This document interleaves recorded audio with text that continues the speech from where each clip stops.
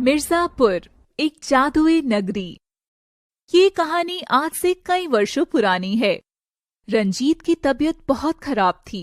उसकी माँ रामायणा उसको वैद्य के पास लेकर जाती है। वैद्य जी, मेरा बेटा ठीक क्यों नहीं हो पा रहा है? आखिर क्या बीमारी है इसको? 8 वर्ष की उम्र में न जाने इसे कैसी बीमारी लग गई। इतने दिनों से इसका इलाज कर रहा हूँ, लेकिन कुछ समझ नहीं आ रहा कि इस पर कोई दवाई असर क्यों नहीं कर पा रही है। तो अब क्या करूं वैद्य जी? इसके अलावा मेरा है ही कौन? इसके पिता भी हमें छोड़कर चले गए। रामायणा बहन, उदास ना हो। जब दवा काम नहीं आती तब दुआ काम आती है। तुमने बताया था तुम्हारी कोई बहन जादू तंत्र जानती है। एक काम करो, उसके पास लेकर जाओ इसे। लेकिन वो तो बहुत दूर रहती है। तब तक अगर रंजीत को कुछ हो गया तो? कुछ नहीं होगा, ये औषधि ले लो, इसको सुबह शाम पिला देना। रामायणा औषधि लेकर अपने बेटे रंजीत को अपनी बहन के पास लेकर जाती है। वो पैदल ही बहुत दूर चलती रहती है। ममता की एक असीम शक्ति उसको इतना ताकतवर बना देती है कि वो कुछ खाना पीना भी नहीं लेती और फिर मिर्जापुर नाम के एक गांव में पहुंच जाती है और एक आदमी से पूछती है, अरे भाई, यहाँ एक औरत रहा करती थी, वैरागी नाम था उसका, कहाँ गई वो? अरे वो एक पागल औरत थी, गांव वालों ने उसको भगा दिया। भगा दिया? लेकिन क्यों? वो अपने जादू से अजीब पागलपन करने लगी थी। एक दूसरे के प्राण एक दूसरे में डाल देती थी वो। लेकिन वो गई कहाँ? कुछ पता हो तो मुझे बता दो, आपका बहुत एहसान होगा। मैं ज्यादा तो नहीं जानता, लेकिन वो काली पहाड़ी की गुफा के आसपास घूमती मिल जाती है। रामायणा रंजीत को गोद में उठाए काली पहाड़ी की तरफ चल देती है और कुछ देर में देखती है, अरे उस गुफा से धुआं कैसा आ रहा है? कहीं वैरागी उस गुफा में तो नहीं रहती? और गुफा की तरफ चल देती है। गुफा के द्वार पर पहुंचकर, कोई है अंदर? तभी उसे एक आवाज आती है जो बोलती है, कौन है? वापस चली जाओ, मैं किसी गांव वाले से नहीं मिलना चाहती। वैरागी, क्या ये तुम ही हो? वैरागी? तुम मेरा नाम जानती हो, लेकिन कैसे? वैरागी बाहर आने लगती है। उसके बाल बिखरे पड़े थे, माथे पर एक बड़ा सा टीका और गले में बहुत सारे माला। ये क्या हाल बना रखा है तुमने वैरागी? रामायणा, तुमको इतने सालों बाद मेरी याद कैसे आई? मैं इंसानों से दूर रहना चाहती हूँ। लेकिन मेरी बात सुनो वैरागी, मेरा रंजीत बहुत बीमार है। इतने वैद्य को दिखाया, लेकिन किसी को इसकी बीमारी का पता नहीं लग पा रहा है। मेरी मदद करो वैरागी, मेरी मदद करो। ठीक है, अंदर आ जाओ। वैरागी रामायणा को गुफा में अंदर ले जाती है और काली माँ की मूर्ति के सामने खड़े हो जाती है। बच्चे को सामने लिटा दो। रामायणा रंजीत को देवी के सामने लिटा देती है। वैरागी अपनी शक्ति से एक गोला प्रकट करती है रंजीत के चारों तरफ। गोले में रंजीत को लेटा देख वैरागी बोलती है, इस बच्चे का जन्म किसी खास उद्देश्य से हुआ है। इसके शत्रु इसके तेज को जानते हैं, इसीलिए ही इसके बाल्यकाल में ही इसको मारना चाहते हैं। इसकी रक्षा करो वैरागी, मेरा इसके अलावा कोई नहीं है। रामायणा, ये कोई साधारण बालक नहीं है। ये इस उम्र में भी मुझे इन सब शत्रुओं से लड़ते नजर आ रहा है। वैरागी बच्चे पर अपनी जादू क्रिया करती है। मैंने इस बच्चे को इसके शत्रु से बचा लिया है। लो ये ताबीज, इसके गले पर बांध देना। रामायणा ताबीज और रंजीत को लेकर वहां से चली जाती है और पास ही एक घर में काम की तलाश में कुछ समय बाद जाती है। रामायणा बहुत मेहनत से एक कुटिया बना लेती है अपने बेटे रंजीत के साथ। रंजीत धीरे धीरे बड़ा होने लगता है। एक दिन रंजीत एक पेड़ से लकड़ी तोड़ने के लिए काफी ऊंचाई तक चढ़ जाता है, लेकिन अचानक उसका पैर फिसलता है और रंजीत नीचे गिरने लगता है। लेकिन वो खुद को हवा में रोक लेता है और धीरे धीरे नीचे उतर जाता है।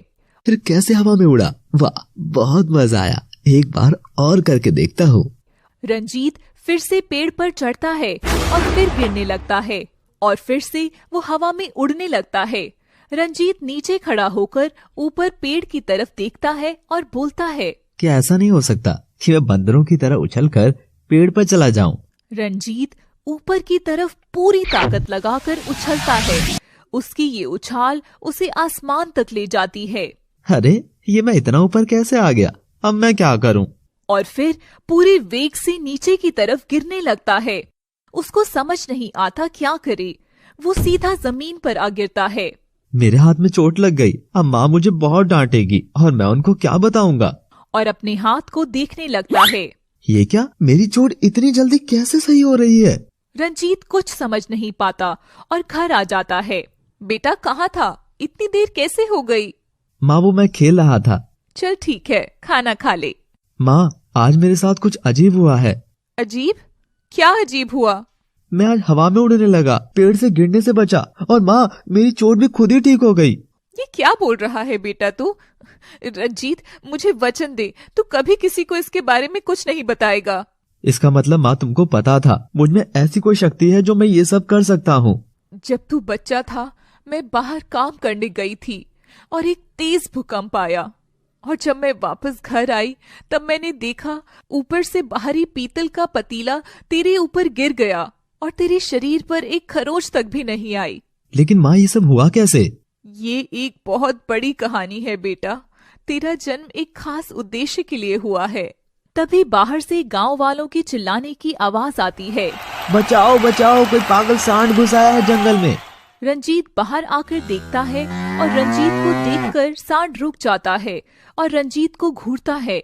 रंजीत भी सांड को देखता है। सांड पूरी ताकत से रंजीत को मारने के लिए उसके पास आता है। रंजीत जंगल की तरफ भागने लगता है और जंगल में पहुंचकर रुक जाता है। वहाँ तो मैं तुझे गांव वालों की वजह से मार नहीं पाता। सांड फिर से रंजीत की तरफ दौड़ता है।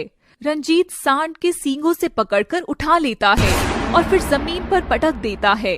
सांड से एक दिव्य ज्योति निकलती है जो बोलती है, वीर बलि रणजीत, तुम सच में बहुत बहादुर हो। मैं तुम्हारी परीक्षा ले रहा था। तुम्हारा जन्म एक खास उद्देश्य के लिए हुआ है, जिसके लिए तुमको बहुत युद्ध करने होंगे, जिसके लिए मैं तुमको एक दिव्य तलवार और एक विराट अश्व देता हूँ, जो तुम्हारी इच्छा से प्रकट और गायब हो सकेंगे। और अश्व और तलवार प्रकट करता है।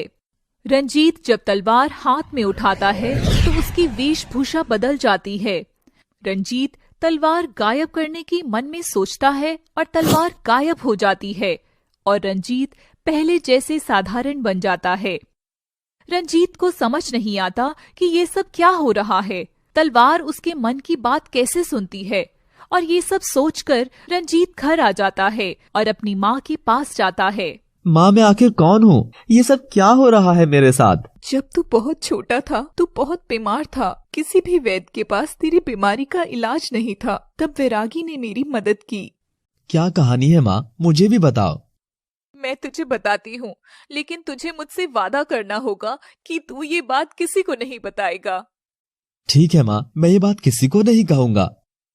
एक बार की बात है, जब तू बहुत बीमार हुआ था, तो किसी भी वैद्य के पास तेरा इलाज संभव नहीं था। मैं बहुत उदास और डरी हुई थी। फिर मैं तुझे लेकर अपनी बहन वैरागी के पास पहुंची। उसने जादू क्रिया से तेरा इलाज करना शुरू किया। रामायणा, इस बच्चे के प्राण बचा तो सकती हूँ, लेकिन इसमें विराजमान ये अनोखी शक्ति इसको पता ही चल जाएगी और हो सकता है कि इसकी शक्ति का कोई गलत उपयोग भी कर ले। वैरागी, मैं इसे दुनिया की नजरों से छिपा कर रखूंगी। तो ठीक है, मेरे तप से प्राप्त ये सिद्धि इसको ऐसी शक्ति प्रदान करेगी जो असाधारण होगी। लेकिन रामायणा, लेकिन क्या? मैंने रंजीत में अपने बेटे की आत्मा भी प्रवेश करा दी है। जरूरत पड़ने पर वो इसकी सहायता ही करेगा। वैरागी, क्या इसके शत्रु इतनी सी आयु में ही इस पर वार करेंगे? नहीं, अभी इसकी समस्त शक्ति छुप जाएगी। जब ये उसका उपयोग करने योग्य होगा तो समस्त शक्ति इसमें खुद ही आ जाएगी। तब तक तो ये एक साधारण सा बच्चा ही रहेगा ना? हाँ, और एक बात का ध्यान रखना, इसे कभी मेरे पास आने का रास्ता मत बताना। जब इसे मेरी जरूरत होगी तब ये मुझे खुद ही खोज लेगा। और अब तुम अपने बेटे को लेकर जाओ। वैरागी, तुम्हारे बेटे को क्या हुआ था? एक बार मिर्जापुर के राजा तेज बहादुर शिकार करने जंगल में आए थे, लेकिन शेर ने उन्हें घायल कर दिया। मैं जंगल में तब जादू क्रिया सीख रही थी। उन्हें देखकर मैं उनके पास जाने लगी। अरे, ये कौन घायल अवस्था में कहरा रहा है? इतना बोलकर वैरागी राजा के पास पहुंचती है। कौन हो तुम? कहीं के राजकुमार लगते हो। वेशभूषा से तो। मैं यहीं पास के राज्य से आया था शिकार करने के लिए, लेकिन शेर ने मुझे घायल कर दिया। चलिए, मैं आपको औषधि लगा देती हूँ। तुम बहुत सुंदर हो। यहाँ क्या कर रही थी इतने घने जंगल में? मैं एक जादूगरनी हूँ और वही सीख रही थी। और फिर मेरे और तेज बहादुर के मिलन से एक पुत्र ने जन्म लिया। तेज बहादुर सबसे छुपकर मुझसे मिलने आते थे। एक दिन मिर्जापुर के खजाने पर किसी राजा ने हमला कर दिया। तेज बहादुर घायल होकर मेरे पास आए। वैरागी, अपने जादू से सारे खजाने को मिट्टी में दफन कर दो। ये उनके हाथों नहीं लगना चाहिए। और मैंने खजाने का वो किला जमीन में दफन कर दिया, जिससे क्रोधित होकर शत्रु ने मेरे सामने ही तेज बहादुर को मार दिया। मैं विवश थी क्योंकि मेरे हाथ पांव बांध दिए गए थे और बंधे हाथों से मैं जादू ना कर सकी। और फिर उन्होंने मेरे बेटे को उठाकर खाई में फेंक दिया। मैंने अपने हाथ खोले और अपने बेटे के शव को खाई से ऊपर खींच लिया। फिर मैंने जादू क्रिया करके उसकी आत्मा को अपने पास रोक लिया। लेकिन क्यों किया उन्होंने ऐसा? पाप कुछ भी कर सकता है रामायणा। वही मेरे बेटे की आत्मा को मैंने आज रंजीत की रक्षा के लिए उसमें प्रवेश करा दिया है। और तब से मैं तुमको यहीं पर लेकर रह रही हूँ रंजीत। लेकिन माँ, मुझे तो मैं बस एक ही लगता हूँ। किसी की आत्मा का प्रवेश मुझे नहीं लगता अपने अंदर। अब ये तो वैरागी ही जानती है। ठीक है माँ, मैं अब सो जाता हूँ। रात भी काफी गहरी हो गई है।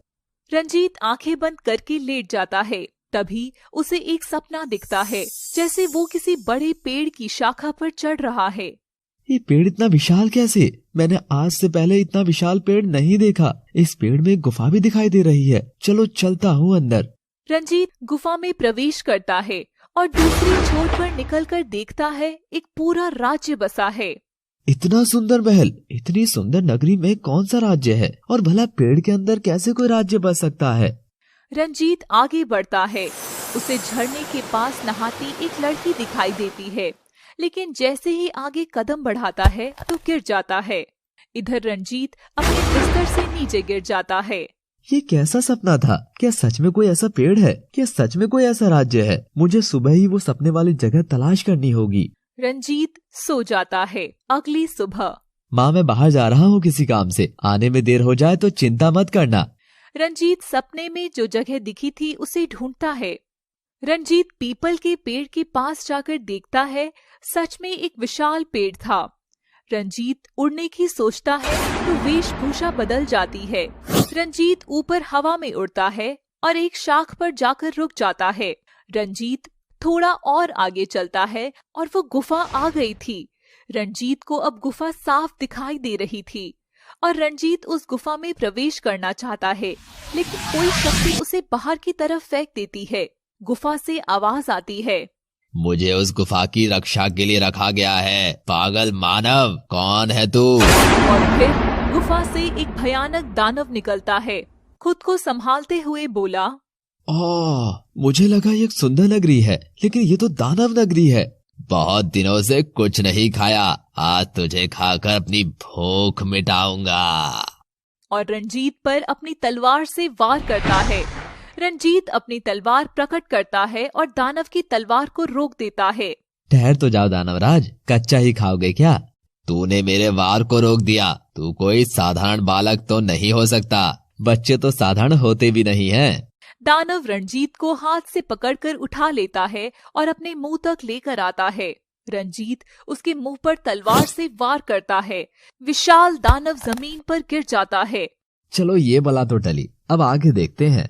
लेकिन जैसे ही आगे की तरफ बढ़ता है, फिर से एक तेज हवा के साथ वापस अपने गांव जाने लगता है, एक साधारण वेशभूषा में।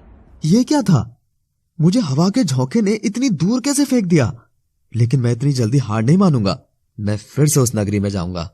हाँ। रंजीत जमीन से उठता है और तभी उसके पास रामायणा आ जाती है। अरे बेटा रंजीत, तुम तो किसी काम से जाने वाले थे ना, गए नहीं? आज जल्दी लौट आया हूँ, कल फिर से जाऊंगा। चल फिर घर खाना खा ले। रंजीत अपनी माँ के साथ घर पर आ जाता है और फिर खाना खाकर सो जाता है। उसे आज फिर से एक सपना आता है। रंजीत अपने घोड़े पर सवार होकर पेड़ की शाखा पर जा रहा है। रंजीत गुफा के द्वार पर आकर रुक जाता है। तभी उसे एक बूढ़ी औरत दिखाई देती है। कौन हो तुम और यहाँ क्या कर रहे हो? मैं इस नगर की देवी हूँ। ये नगर मैंने ही बनाया था। मैंने इस नगर में अच्छी शक्ति का समायोजन किया था, लेकिन एक राजा ने इसे मुझसे छीन लिया और मेरे समस्त साथी को भी कैद कर लिया। अब तुम ही हमें बचा सकते हो। और वो औरत गायब हो जाती है। रंजीत उस गुफा में प्रवेश करने की कोशिश करता है। ये मुझे क्या हो रहा है? मैं हिल क्यों नहीं पा रहा हूँ? रंजीत अपने बिस्तर पर छटपटा रहा था। रंजीत, क्या हुआ तुमको? कोई डरावना सपना देखा क्या? हाँ माँ, मैंने एक सपना देखा था और मुझे ऐसा लग रहा था जैसे मैं पत्थर का बन गया हूँ। माँ, मैं हिल भी नहीं पा रहा था। क्या तुम सपने में किसी जादू नगरी में तो नहीं जा रहे थे? हाँ, लेकिन तुमको कैसे पता इसके बारे में? मुझे वैरागी ने बताया था कि रंजीत को उसके जीवन के उद्देश्य सपने में दिखाई देंगे और उसे जादुई नगरी से अपना जीवन शुरू करना होगा। माँ, मैं कल वहां गया था, लेकिन मैं उस नगरी में प्रवेश नहीं कर पा रहा हूँ। तुम काली पहाड़ी में 3 छोटे बोनों को ढूंढो, वो तुम्हारी मदद करेंगे, लेकिन उसके लिए तुमको उन्हें हराना होगा। वो तभी तुम्हारी बात मानेंगे। रंजीत चल देता है। जंगल में पहुंचकर अपने घोड़े को प्रकट करता है। उस पर बैठकर काली पहाड़ी में बोनों को खोजने लगता है। कहाँ होंगे ये बोने? कोई भी तो दिख नहीं रहा है यहाँ पर। मुझे प्यास भी लगने लगी है। चलो ऐसा करते हैं, पहले पानी ही खोज लेते हैं। उस तरफ पक्षी उड़ रहे हैं, शायद वहीं पानी हो। चलो वहां चलता हूँ। कुछ देर चलने पर चलो, शुक्र है, पानी का तालाब तो दिखाई दिया। रंजीत घोड़े से उतरकर पानी पीने के लिए जैसे ही झुकता है, कोई उसे पीछे से पानी में धकेल देता है। जैसे ही रंजीत पानी में गिरता है, पानी दलदल में बदल जाता है और रंजीत उसमें धंसने लगता है और आवाज आती है, हमारे तालाब से पानी चुराने वाले को यही सजा मिलती है। आया मजा। कौन हो तुम? ये तालाब तुम्हारा कैसे हुआ? पानी पर तो हर प्यासे का हक है। रंजीत के हाथों पर बेल लपेटने लगती है और फिर आवाज आती है, मैं हूँ छोटा बोना, अब तुम मेरे कब्जे में हो और तुमको अब कोई नहीं बचा सकता। तभी घोड़ा एक ऊंची उड़ान लेता है, जिससे उसकी लगाम रंजीत के हाथों के पास चली जाती है और रंजीत उसे पकड़ लेता है। घोड़ा रंजीत को बाहर खींच लेता है। हाँ तो छोटे बोने, अब कहाँ गए तुम? तुम इतने छोटे हो कि दिखाई भी नहीं देते हो। मैं अभी अदृश्य हूँ, तुमको दिखाई नहीं दूंगा। पहले मुझसे युद्ध करके मुझे हराओ, फिर मैं तुम्हारी बातें मानूंगा। और बच्चों की तरह हंसने लगता है। युद्ध तो तब करूंगा जब तुम मुझे दिखाई दोगे। तभी रंजीत को छोटे छोटे तीर आकर लगने लगते हैं। ऐसे वार क्यों कर रहे हो? हिम्मत है तो सामने आओ। हम ऐसे नहीं आते हैं। रंजीत आवाज की तरफ तलवार फेंकता है और वो तलवार जाकर बोने के पैर में लगती है, जिसकी वजह से बोने की शक्ति खत्म हो जाती है और वो रंजीत को नजर आने लगता है। अब मैं तुमको मार ही देता हूँ। और अपनी तलवार को वार करने के लिए ऊपर उठाता है। तभी बाकी के 2 बोने भी वहां प्रकट हो जाते हैं। हमें मत मारो, हम तुम्हारी मदद करेंगे। क्या मदद करोगे तुम मेरी? मुझे पता है तुम क्यों आए हो हमारे पास। जब जादूगरनी ने हमें बनाया था, तब उन्होंने हमें बताया था कि जो तुमको हरा देगा, तुम उसे मेरा दिया हुआ एक तोहफा दे देना।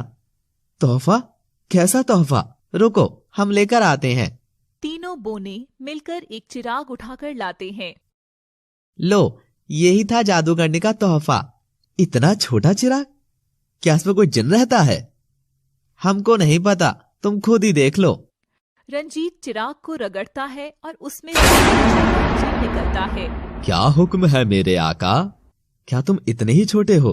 मैं छोटा हुआ तो क्या हुआ, मेरी शक्ति बड़ी है, बहुत बड़ी।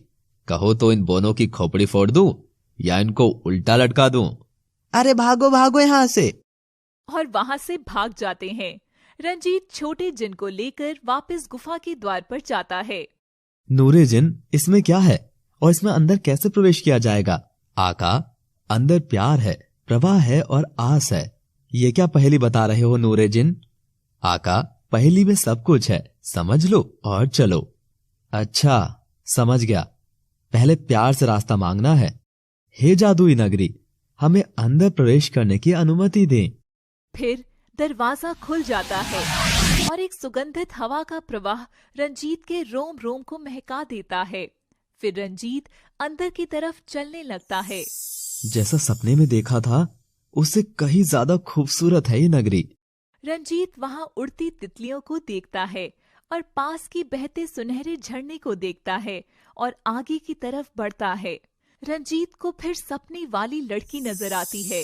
वो उसके पास जाने लगता है और कहता है, प्यार, प्रवास, आस, सपने सच होते हैं।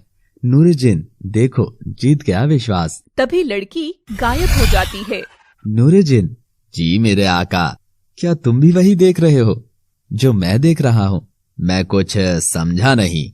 खूबसूरत तितलियां सुगंधित बहती हवाओं के साथ ये खिलते सुंदर फूलों के बीच खिलखिलाती मुस्कुराती वो लड़की जो मुझे यहाँ तक खींच लाई है, अचानक से कहाँ गायब हो गई है? और ये कौन है? रंजीत थोड़ा आश्चर्य में पड़कर बोला, लड़की गायब हो गई है तथा एक नया बौना बोतल तोड़कर बाहर आ गया है। जिन हंसने लगा और बोला, आका, इनको आपने ही तो बुलाया है। पर कैसे? और वो लड़की कहाँ? जिन बीच में रोकते हुए, मेरे आका, वो लड़की आपकी पहेली के बाद गायब हो गई और बोतल से एक नया बोना आ गया है। आगे चलते हैं, क्या पता आगे कुछ और हो। रंजीत व जिन चलने लगते हैं। तभी बोना बीच में रोकता है। धन्यवाद मेरे आका, बहुत बहुत धन्यवाद। तुम कौन हो और इस बोतल में कैसे बंद थे? ये बहुत पुरानी बात है, इसके बारे में जिन साहब भी जानते हैं, लेकिन ये बात मैं आपको बाद में बताऊंगा। आका, आप चलिए, ये जादुई नगरी है, यहाँ सारे राज अपने आप खुलते जाएंगे। रंजीत और जिन महल के लिए दोनों चल देते हैं। बोना पीछे पीछे आता है। जिन रंजीत से, आका, इस बौने को आपने आने के लिए कहा है क्या? मैंने तो नहीं कहा। फिर ये किसकी आज्ञा से हमारे साथ चला रहा है? अरे बौने भाई, तुम हमारे साथ क्यों आ रहे हो? क्या तुम जानते हो कि हम कहाँ जा रहे हैं? साथ आपके सफर तय होगा आगे। ईश्वर का शायद यही विचार था। कैद करने वाले ने कहा था, तुझे छुड़ाने आएगा एक घुंघराले बालों वाला एक लंबा सा नवयुवक। मेरे आका, मुझे वर्षों से आपका ही इंतजार था। दिखने में इतने छोटे हो, मोटा पेट है, सांस ले नहीं पाते, और तेवर देखिए शायरों वाले। रुको नूरे जिन, बातों को मुद्दे से मत भटकाओ। बौने को बताने दो कि क्या बात है। बताओ बौने, क्या हुआ था? अब तो सच बता दो। आका, ये बात की बात है, आप आगे चलिए। आका, मुझे भी आपके साथ आने की परमिशन दीजिए, मैं भी आपके साथ आना चाहता हूँ।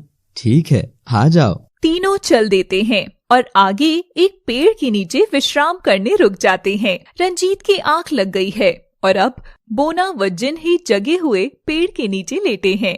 क्या तुम कुछ खाते हो? जी, अब मैं खाया करूँगा। मेरे पास कुछ आम और अंडे हैं, क्या तुम अंडे खाते हो? यस, बिल्कुल खाता हूँ, लेकिन तुम ऐसे क्यों पूछ रहे हो? कुछ नहीं, छोटे से हो ना, इसीलिए पूछ रहा हूँ। अच्छा ये बताओ, मुर्गी के खाते हो ना? और क्या शुतुरमुर्ग के खाऊंगा अंडे? नहीं, वो तुम खा भी नहीं सकते, पूरा फैमिली पैकेज है। और जोर जोर से हंस देता है। दोनों हंसते हैं। तभी तेज ठहाकों की आवाज सुनकर रंजीत की आंख खुल जाती है। रंजीत जाग कर बैठ जाता है। उसको जगह देख बोना व जिन शांत हो जाते हैं और आगे चलने का पूछते हैं। यदि आज्ञा हो तो आगे बढ़े आका। हाँ नूरे जिन, आगे तो बढ़ना ही होगा। इस जादुई नगरी के रहस्य को जाने बिना मुझे चैन कहाँ। जो आज्ञा मेरे आका। रंजीत, जिन, बोना तीनों महल के प्रथम द्वार की ओर चल देते हैं। प्रथम द्वार के बाहर सुंदर फूलों से सजा एक रास्ता है।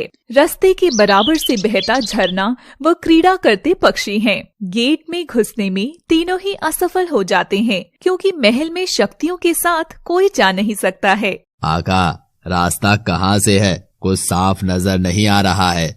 शायद ये बड़ा सा गोल चक्र जो सूर्य के समान प्रतीत हो रहा है, यहाँ से जरूर कुछ है। हम इसके पास चलकर देखते हैं। ठीक है, चलते हैं। रंजीत उस चक्र को हाथ लगाता है जो कि बहुत भारी है। वह उसे घुमाने का प्रयत्न कर रहा है। चक्र से एक अदृश्य शक्ति की आवाज आती है।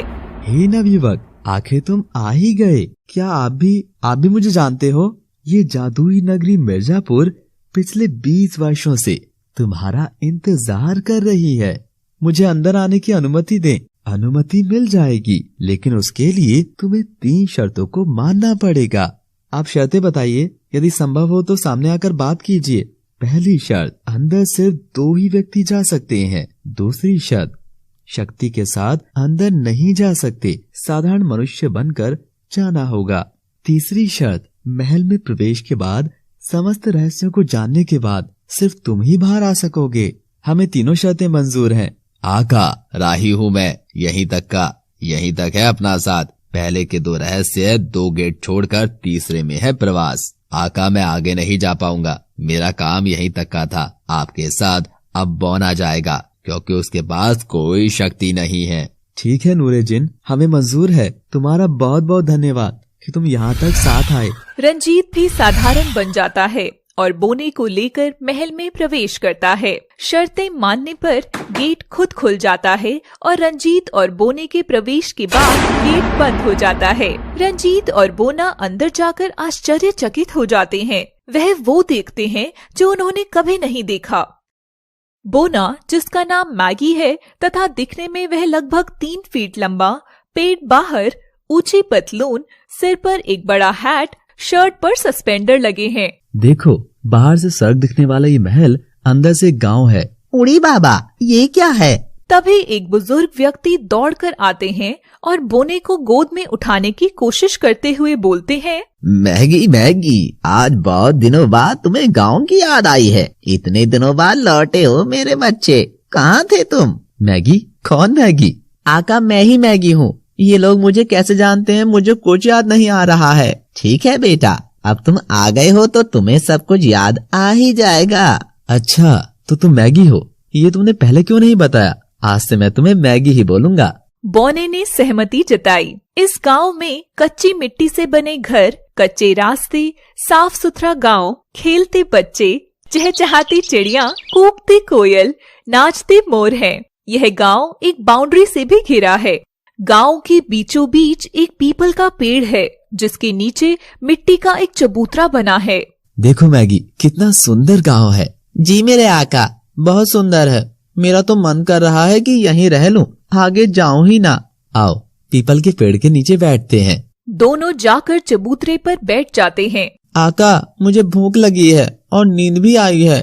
भूख तो मुझे भी लगी है, करते हैं कोई प्रबंध। गांव से ही उन्हें भोजन मिल गया और वो पीपल के नीचे ठंडी हवा में चबूतरे पर ही सो गए।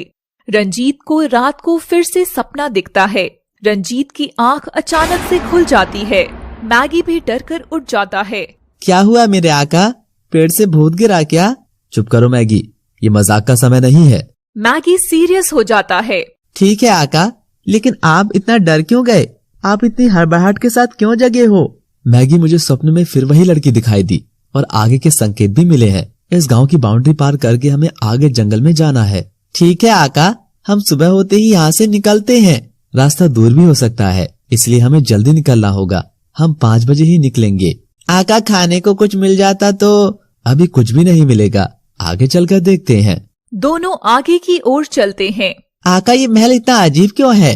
अंदर से कभी डरावना है, कभी कुछ है और कभी खूबसूरत है और बाहर से शाही है। इसी को जादुई नगरी कहते हैं। जादुई नगरी मैगी। गांव की बाउंड्री पार हो जाती है और एक नया गेट आता है। महल का ये दूसरा गेट है। गेट पर उनको फिर रोका जाता है। गेट पर एक राक्षस है, जिसका रंग काला, कद लंबा, दांत बाहर निकल रहे हैं। ठहरो, कहाँ जाते हो? मैगी उछलकर रंजीत की गोद में चढ़ गया। बूढ़ी बाबा, आका ये राक्षस बहुत खतरनाक लगता है, चलो यहाँ से लौट चलते हैं। परेशानियों का डटकर मुकाबला किया जाता है। पीछे लौटने को कायरता कहते हैं दोस्त, कायरता। मुझे बहुत डर लग रहा है। रंजीत मैगी को नीचे उतार देता है। हमारा रास्ता मत रोको, हमें अंदर जाने दो, नहीं तो तुम्हारे लिए अच्छा नहीं होगा। मैं अकेला भी तुम्हारी हड्डी पसली तोड़ सकता हूँ, समझे? रणजीत, तुम अंदर जा सकते हो, लेकिन एक शर्त पर। तुम्हें पहले पहेली के अर्थ बताने होंगे। पहेली का प्रथम शब्द क्या है और उसका अर्थ क्या है? पहेली का प्रथम शब्द प्रेम है, जिसका अर्थ है तुम केवल समझ सकते हो कि कैसे सपने में आने वाली उस सुंदर कन्या के प्यार में मैं समस्त समस्याओं से लड़कर यहाँ तक आया हूँ और आगे भी जाऊंगा। यह सुनकर राक्षस अंदर जाने की इजाजत दे देता है। अंदर जाकर रंजीत और मैगी देखते हैं कि जंगल में एक पहाड़ी है। पहाड़ी के पास एक बड़ा सा चौकोर सा पत्थर है। उस पत्थर पर एक भाला गड़ा हुआ है। आका, खोदा पहाड़ निकली चुईया। पता नहीं मैगी, और कितने रहस्य छुपे हैं इसमें। एक महल के भीतर कभी गांव है, कभी जंगल, कभी पहाड़, तो कभी स्वर्ग है। मेरी जिज्ञासा बढ़ती ही जा रही है। और मेरी तड़प। तभी एक बूढ़ी सी औरत की आवाज आती है। उसने एक मैली सी सफेद साड़ी पहनी है। वह बहुत दुबली पतली है। एक चौकोर से पत्थर पर वह जंजीरों से कैद है और ऊपर से एक लोहे का जाल है। बाहर उसके चारों ओर आग जल रही है। वह आग की लपटों से झुलस रही है। हाँ, तुम आ गए, अच्छा है, अब हमारी भी मुक्ति हो जाएगी। आप कौन है? ये बहुत पुरानी बात है। मुझे यहाँ राजा ने कैद करके रखा है। अब तुम मुझे यहाँ से आजाद करा लो। मैं तुम्हारे आगे हाथ जोड़ती हूँ। मैं जानती हूँ तुम मेरी मदद जरूर करोगे। हाँ। अरे आप पागल हो क्या? ये आग से कूदकर कौन आएगा? रुको मैगी, मैं आपको जरूर बचाऊंगा, लेकिन पहले मुझे सब सच सच बताओ। उसके लिए पास्ट में जाना होगा। वैसे भी हम निरंतर चलते ही रहे हैं, तो थोड़ा और चल देंगे। रंजीत मैगी को चुप रहने का इशारा करता है। ठीक है, मैं तैयार हूँ, आप बताइए। बड़े पत्थर के सामने एक छोटे पत्थर पर वो दोनों भी बैठ जाते हैं और कहानी शुरू होती है। मिर्जापुर नगर के रामपुर गांव में विजय सिंह नाम का एक राजा है। वे बहुत क्रूर, निर्दयी, स्वार्थी है। बूढ़ी औरत जब एक सुंदर कन्या थी, उसका नाम मालती है। विजय सिंह सिपाही को बुलाता है। सिपाही हुकुम सिंह, रामपुर गांव में एक गरीब जुलाहा रहता है। उसकी रूपवती बेटी है मालती। मालती से हमारे विवाह का प्रस्ताव लेकर जाओ, और अगर नहीं माने तो उनको यहीं उठा लाना। सिपाही झुककर आदेश मानकर चला जाता है। सिपाही रामपुर गांव पहुंचते हैं और जुलाहे की झोपड़ी का गेट खटखटाते हैं। कौन है भाई? थोड़ा रुकिए, आते हैं अभी। जुलाहा दरवाजा खोलता है। राम राम जी। राम राम भैया, कहो क्या बात है? रामपुर के राजा विजय सिंह ने आपकी बेटी मालती से विवाह करने का प्रस्ताव भेजा है। गरीब जुलाहा अपनी बेटी को बुलाता है और राजा के प्रस्ताव को बताता है। मालती शादी के लिए मना कर देती है। सिपाही जुलाहे की हत्या कर देते हैं और मालती को लेकर महल पहुंचते हैं। क्या खबर लाए हो? हम मालती को साथ लाए हैं। जुलाहा मारा गया। क्यों मारा उसे? मालती ने शादी के लिए इनकार कर दिया था। मालती रोने चिल्लाने लगी और लोहे की कील जो आग में रखी थी उठाकर राजा की दोनों आंखें फोड़ दी। सिपाहियों ने मालती को ले जाकर जंगल में कैद कर दिया। मालती जोर जोर से रोने लगी। तभी जंगल में तपस्या कर रहे एक साधु की तपस्या में विघ्न पड़ गया और तपस्या भंग हो गई। हे दुष्ट कन्या, कौन हो तुम और इस बियाबान जंगल में क्या कर रही हो? तुमने मेरी तपस्या भंग कर दी। मैं तुम्हें श्राप देता हूँ कि तुम यहीं जीवित ही कैद में रहोगी और एक बुजुर्ग महिला बन जाओगी। तुम्हारे चारों ओर आग की लपटें निकलेंगी। क्षमा करे ऋषिवर, मुझे क्षमा करें। मैं तो बस कष्ट के कारण रो रही थी। मालती अपना कष्ट सुनाती है। बेटी, मैं अपना शाप तो वापस नहीं ले सकता, किंतु उसका निवारण बता सकता हूँ। गुरुदेव, आपकी इतनी भी कृपा बहुत है। आप बताइए। मालती हाथ जोड़कर साधु के सामने खड़ी हो जाती है। अगर कोई नवयुवक उस दूर बहती नदी से जल लाकर इस आग पर डालकर और इस भाले को खाड़ ले तो तुम्हें मुक्ति मिल जाएगी। इसके लिए तुम्हें लंबा इंतजार करना पड़ सकता है। अच्छा, तो ये बात है। ठीक है, मैं आपको मुक्ति दिलाऊंगा। रंजीत और मैगी नदी की ओर चल देते हैं। झाड़ियों, कांटे वाले पौधों से भरा सुनसान जंगल, जहाँ पर खतरनाक जंगली जानवर भी हैं, उनके बीच से बहती नदी की ओर रंजीत व मैगी चल देते हैं। लेकिन तभी उन्हें एक आवाज सुनाई देती है। आका, ये आवाज कैसी? जरूर आसपास कोई जंगली जानवर है। तभी एक अजीब, बहुत विशालकाय जानवर उनके आगे आ जाता है। रंजीत सोच में पड़ गया। अब क्या नई मुसीबत आन पड़ी है? मुसीबत ही मुक्ति का द्वार है। जानवर तेज तेज आवाजें निकाल रहा है। उसके मुंह से आग की लपटें निकल रही हैं। लपटों को देखकर मैगी ने कहा, आका, बहुत भूख लगी है। यदि राशन का प्रबंध होता तो हम खाना इस जानवर के मुंह से आने वाली आग से ही बना सकते थे। मैगी इतने विशालकाय जानवर को देखकर भी मजाक के मूड में है।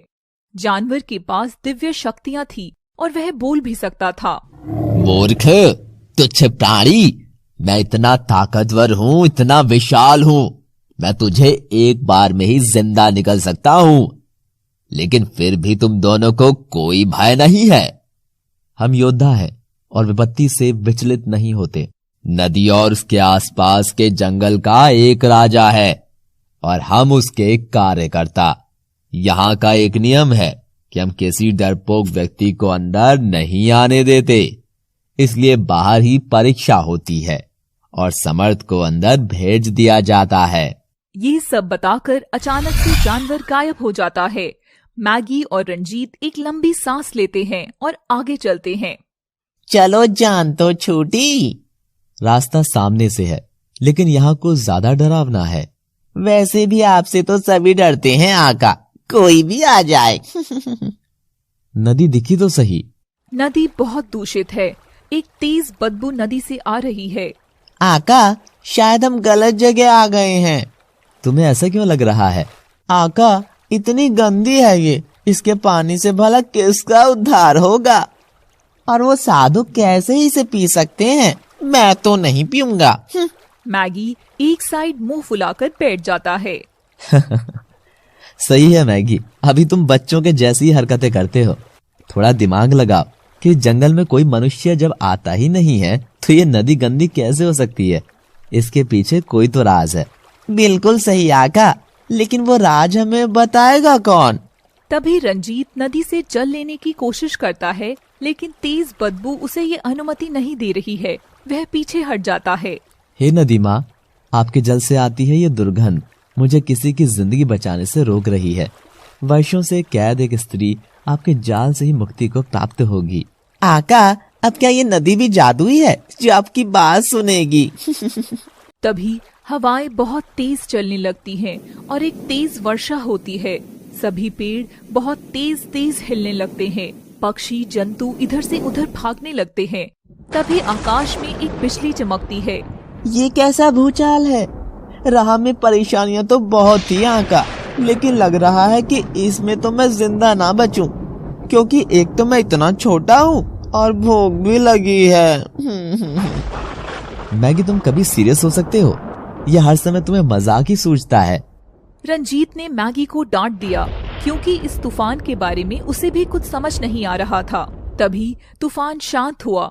नदी, जल, पक्षी, जंतु सभी रुक गए। नदी से एक देवी बाहर निकली और रंजीत से पूछा, हे वत्स, तुम क्यों परेशान हो? हे नदी माँ, मुझे आपका पावन जल चाहिए और बदबू के कारण मैं इसे नहीं ले पा रहा हूँ। नदी देवी मुस्कुराती है और कहा, इतनी जल्दी परेशान हो गए, और मैं तो रोज इस पीड़ा में जी रही हूँ। ये दुर्गति आपकी कैसे हुई और कैसे ये ठीक होगा? इस हालत के बारे में तो तुम्हें बाद में पता लगेगा। इसे कैसे ठीक किया जा सकता है मैं वो बता रही हूँ, लेकिन उससे पहले तुमसे विनती करती हूँ कि एक बार मेरी बात सुनने के बाद तुम्हें उसको मानना ही होगा। आज वर्षों के बाद इस श्रापित नदी के पास कोई मानव प्राणी आया है। देवी, मुझे आपका पावन जल चाहिए और आपके शाप को दूर करने के लिए मैं सारी परेशानी उठाने को तैयार हूँ। तुम्हें ज्यादा कुछ नहीं करना है। तुम्हें यहाँ से 30 किलोमीटर दूर सरयू नदी के किनारे एक गुफा है। उस गुफा में एक लाल रंग का बड़ा सा फूल होगा जिसका नाम श्राप मुक्ति है। वो लाकर नदी के जल में डालना है। मुझे मुक्ति मिल जाएगी। ठीक है देवी, आज्ञा दीजिए मुझे। रुको, पहले एक बात और सुनते जाओ। वह फूल पूर्णिमा को ही खिलता है। नदी देवी, ऐसा करो कि आप मुझे यहीं रख लो। मैं बहुत छोटा हूँ, जाते जाते और घिस जाऊंगा। अब चले मैगी, या तुम्हें जानवरों के साथ ही रहना है? नहीं आका, मैं भी साथ चलूंगा। मैं तो बस ऐसे ही मजाक कर रहा था। मैगी और रंजीत दोनों सरयू नदी के पास फूल लेने चल देते हैं। 3 दिन बाद रंजीत और मैगी सरयू नदी पहुंच जाते हैं और आज पूर्णिमा का ही दिन है। वो जाकर उस गुफा को ढूंढते हैं जहां रात को फूल खिलने वाला है। थोड़ी मशक्कत के बाद मैगी को एक गुफा दिखती है। आका, वहाँ कुछ है, देखिए, शायद गुफा ही हो। ये गुफा ही है मैगी, चलो अंदर चलकर देखते हैं। दोनों गुफा के गेट पर जाकर देखते हैं, लेकिन वहाँ एक बड़ा सा पत्थर रखा है और साइड से एक छोटा झरोका है जिसमें सिर्फ कोई बच्चा ही निकल सकता है। छोटे होने के कितने फायदे हैं, देखो मैं तो इस झरोखे से भी जा सकता हूँ। जी जनाब। लेकिन मुझे ये पत्थर हटाना ही होगा। रंजीत और मैगी अपने सामर्थ्य के हिसाब से पत्थर को हटाने की कोशिश करते हैं और कुछ देर बाद पत्थर अलग हट जाता है। रंजीत और मैगी गुफा के रास्ते से गुफा में जाते हैं और देखते हैं कि वहाँ पर बहुत सारे कमल के फूल हैं और एक दिव्य प्रकाश बह रहा है। कुछ देर बाद अंधेरा हो जाता है और श्राप मुक्ति पुष्प खिल जाता है। रंजीत उसे तोड़कर हाथ में उठाए खुशी खुशी नदी देवी के पास चल देता है। 3 दिन बाद नदी देवी के पास। नदी देवी को मेरा प्रणाम। नदी देवी प्रकट होती हैं और खुश हो जाती हैं कि वर्षों बाद उनका श्राप दूर होगा और अब वो भी महक सकेंगी। बहुत बहुत धन्यवाद कि तुमने मुझे पुनः किसी के काम आने योग्य बना दिया है। अब तुम जल ले सकते हो और किसी और को मुक्ति दिला सकते हो। रंजीत और मैगी एक पात्र में जल भर लेते हैं और चल देते हैं पहाड़ी वाले जंगल में उस बूढ़ी औरत के पास। जंगल के रास्ते में आज सभी प्रसन्न हैं, कोई क्रोधित नहीं है। जीव जंतु पौधे सब उनका स्वागत कर रहे हैं।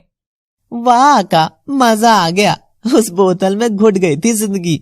यहाँ कितना प्यार कर रहे हैं हमसे सभी।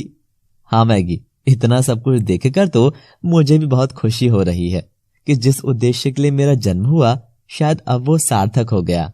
10 दिन बाद पहाड़ों वाले जंगल में रंजीत और मैगी जल लेकर पहुंच गए और जलती आग के ऊपर जल डाल दिया।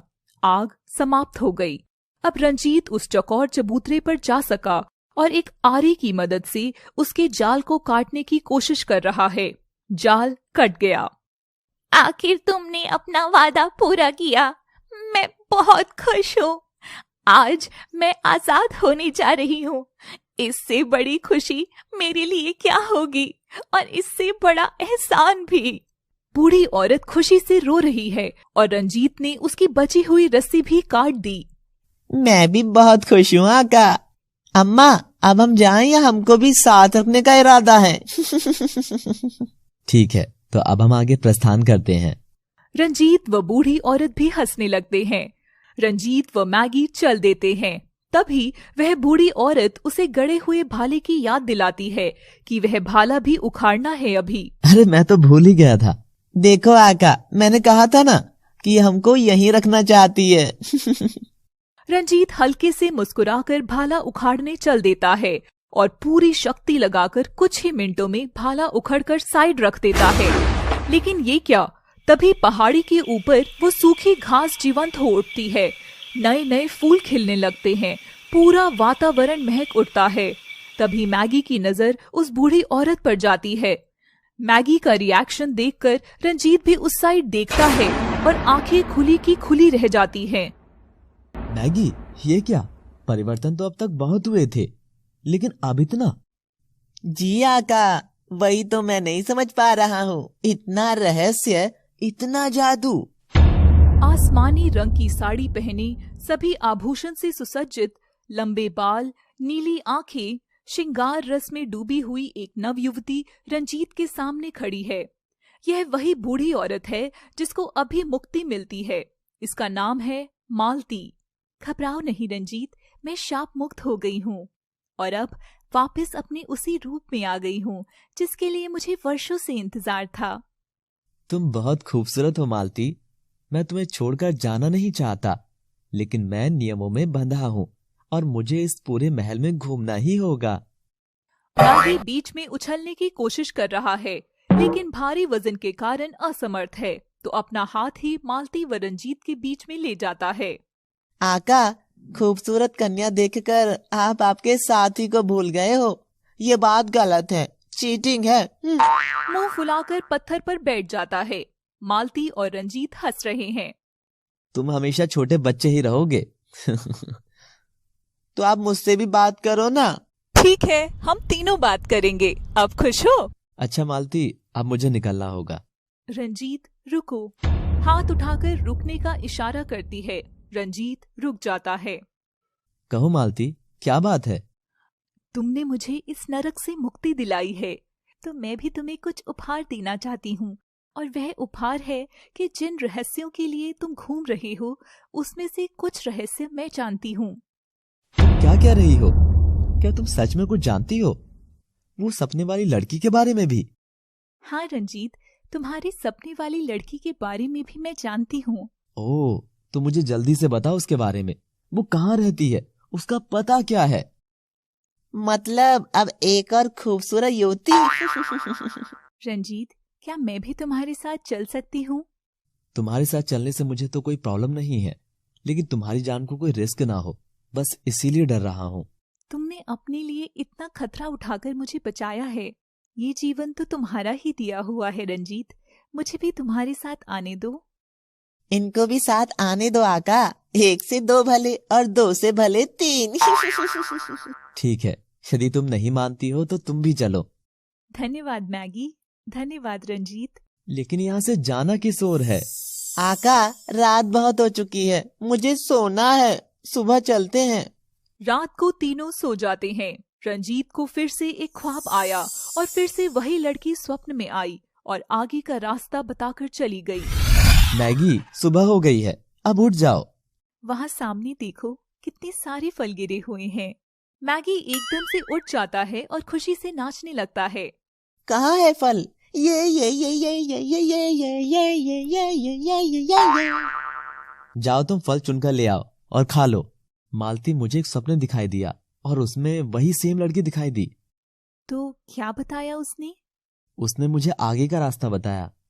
फिर तो हमें अभी निकलना चाहिए। तब तक मैगी मीठे स्वादिष्ट फल लेकर आ गया है और तीनों बैठकर खा रहे हैं। पानी पीकर आगे चल दिए। सुबह से दोपहर तक चलने पर दोबारा एक बाउंड्री दिखाई दी और फिर से एक गेट है। गेट पर खड़े 2 सुरक्षा कर्मी हैं जो दिखने में राक्षस प्रवृत्ति के हैं, जिनका नाम असुर और भस्मासुर है। ठहरो, कहाँ चले जा रहे हो? क्यों, देख नहीं सकते? रास्ते पर चल रहे हैं और सीधे जा रहे हैं। चींटी के चचेरे भाई, तेरी इतनी हिम्मत कि तू असुर को उल्टा जवाब दे? मैं तुझे नहीं छोड़ूंगा। असुर मुंह से गर्जना करने लगते हैं।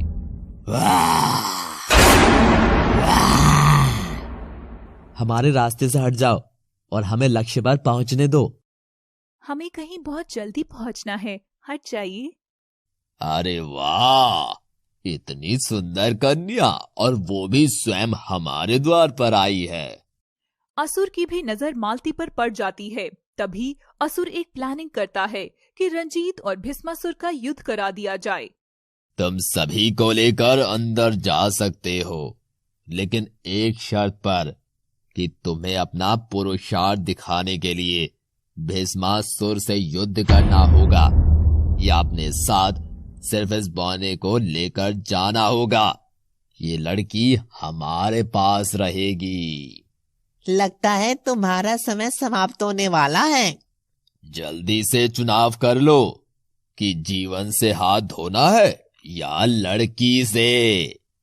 सही है, मैं रणजीत को मारकर मालती से शादी करूंगा। ये क्या बक रहे हो? मालती सिर्फ मेरी है, इससे मैं शादी करूंगा। तुम रणजीत को मार दो पहले। मैं क्यों मारूंगा? यदि मालती मुझे मिले तो मैं अभी कर देता हूं खत्म। क्या सुना नहीं तुमने कि मालती मेरी है? एक लड़की की वजह से दोनों भाइयों में फूट पड़ गई है और ये बात मालती रंजीत को अच्छे से समझ में आ गई। दोनों ने एक योजना बनाई असुर और भीष्मसुर को खत्म करने की। अच्छा, तो तुम दोनों को मैं पसंद हूँ? दोनों ने हाँ में जवाब दिया। लेकिन मैं दोनों के साथ तो नहीं रह पाऊंगी, तुम में से एक के साथ ही रह सकती हूँ। इसलिए तुम रंजीत से लड़ाई ना करके आपस में ही युद्ध करो और जिसने भी अपनी योग्यता साबित की मैं उससे शादी करूंगी। तो क्या मैं भी अपनी योग्यता साबित कर सकता हूँ? मालती और रंजीत मुस्कुरा दिए। असुर और भीष्मासुर, तुम्हारा मुकाबला शुरू होता है अब। असुर और भीष्मासुर आपस में ही लड़ने लगते हैं और भीष्मासुर का चाकू असुर की गर्दन में लगता है और असुर भी मौका न चूकते हुए तलवार को भीष्मासुर की गर्दन में मार देता है। दोनों जमीन पर गिरे पड़े हैं। कुछ देर बाद दोनों की तड़प तड़प कर मौत हो जाती है। रंजीत, मालती और मैगी का अब आगे का रास्ता साफ हो जाता है। तीनों गेट में प्रवेश करते हैं। तीसरे गेट में एक सुंदर घर है जहाँ सेवक सेविकाएं काम करते हैं और उसका घर का नाम है प्रवास, जो उस घर के बाहर लिखा है। प्रवास? आका, ये नाम तो सुना सुना लगता है। हाँ मैगी, लगता तो मुझे भी है, लेकिन याद नहीं आ रहा कुछ। तभी याद करने की कोशिश करते हैं। मालती उन्हें याद दिलाती है। रंजीत, एक बार अपनी पहेली याद करो, क्या पता उसमें हो। हाँ का, जिनने भी चलते टाइम यही बोला था। प्यार प्रवास आस, ये पहेली है। वाह, हमने पहेली के दूसरे शब्द को भी खोज लिया है। एक बार फिर से बोलो। प्यार प्रवास आस। तभी उस घर का मुख्य गेट खुल जाता है। वाह, कितना सुंदर! ऐसा तो पहले मैंने कभी नहीं देखा। प्रवास में 4 सुंदर कमरे, एक रसोई और एक बाथरूम, एक पूजा के लिए मंदिर है। पूरा घर बहुत ही सुंदर है। बहुत सुंदर सुंदर और आकर्षक लाइटों, हाथ की बनी सुंदर वस्तुओं से सजा है। प्रवास में एक साध्वी पूजा गृह में अपनी साधना में लीन है। एक सेविका खाना बनाने और अन्य कामों के लिए रखी हुई है। साथ में एक सेवक भी है जिसका नाम सेवक राम है। आका, आखिरकार हमें हमारी अंतिम मंजिल मिल ही गई। अब हम यहीं रहेंगे और कहीं नहीं जाएंगे। मैगी पड़े हुए सोफे और बेड पर उछल कूद करता है। इतनी जल्दी भूल गए मैगी कि लक्ष्य क्या है। अभी तो आराम की पूरी चीजें तुम्हें मिली भी नहीं है। आप चले जाना, मैं तो कहीं नहीं जाने वाला हूँ। भैया, आपके नाम क्या है? मैगी सभी से परिचय करा देता है। साध्वी समाधि में लीन है, बहुत जल्द वो उससे बाहर उठेगी। तब तक तुम सभी हमारे अतिथि हो और तुम्हारा ध्यान मैं और सेविका ही रखेंगे। सेवक राम तीनों को अलग अलग कमरे दिखा देता है और एक कमरे के बाहर गेट पर ताला लगा हुआ है। सेवक राम, तो अब आप ऐसा कीजिए कि हमारे लिए चाय लेकर आइए और साथ में नाश्ता भी। तुम चाय और खाने का प्रबंध करो। क्या आप मुझे साध्वी और इस घर के बारे में कुछ बताएंगे? सेवक राम जी, इस कमरे के बाहर ताला क्यों है? इसमें कौन रहता है?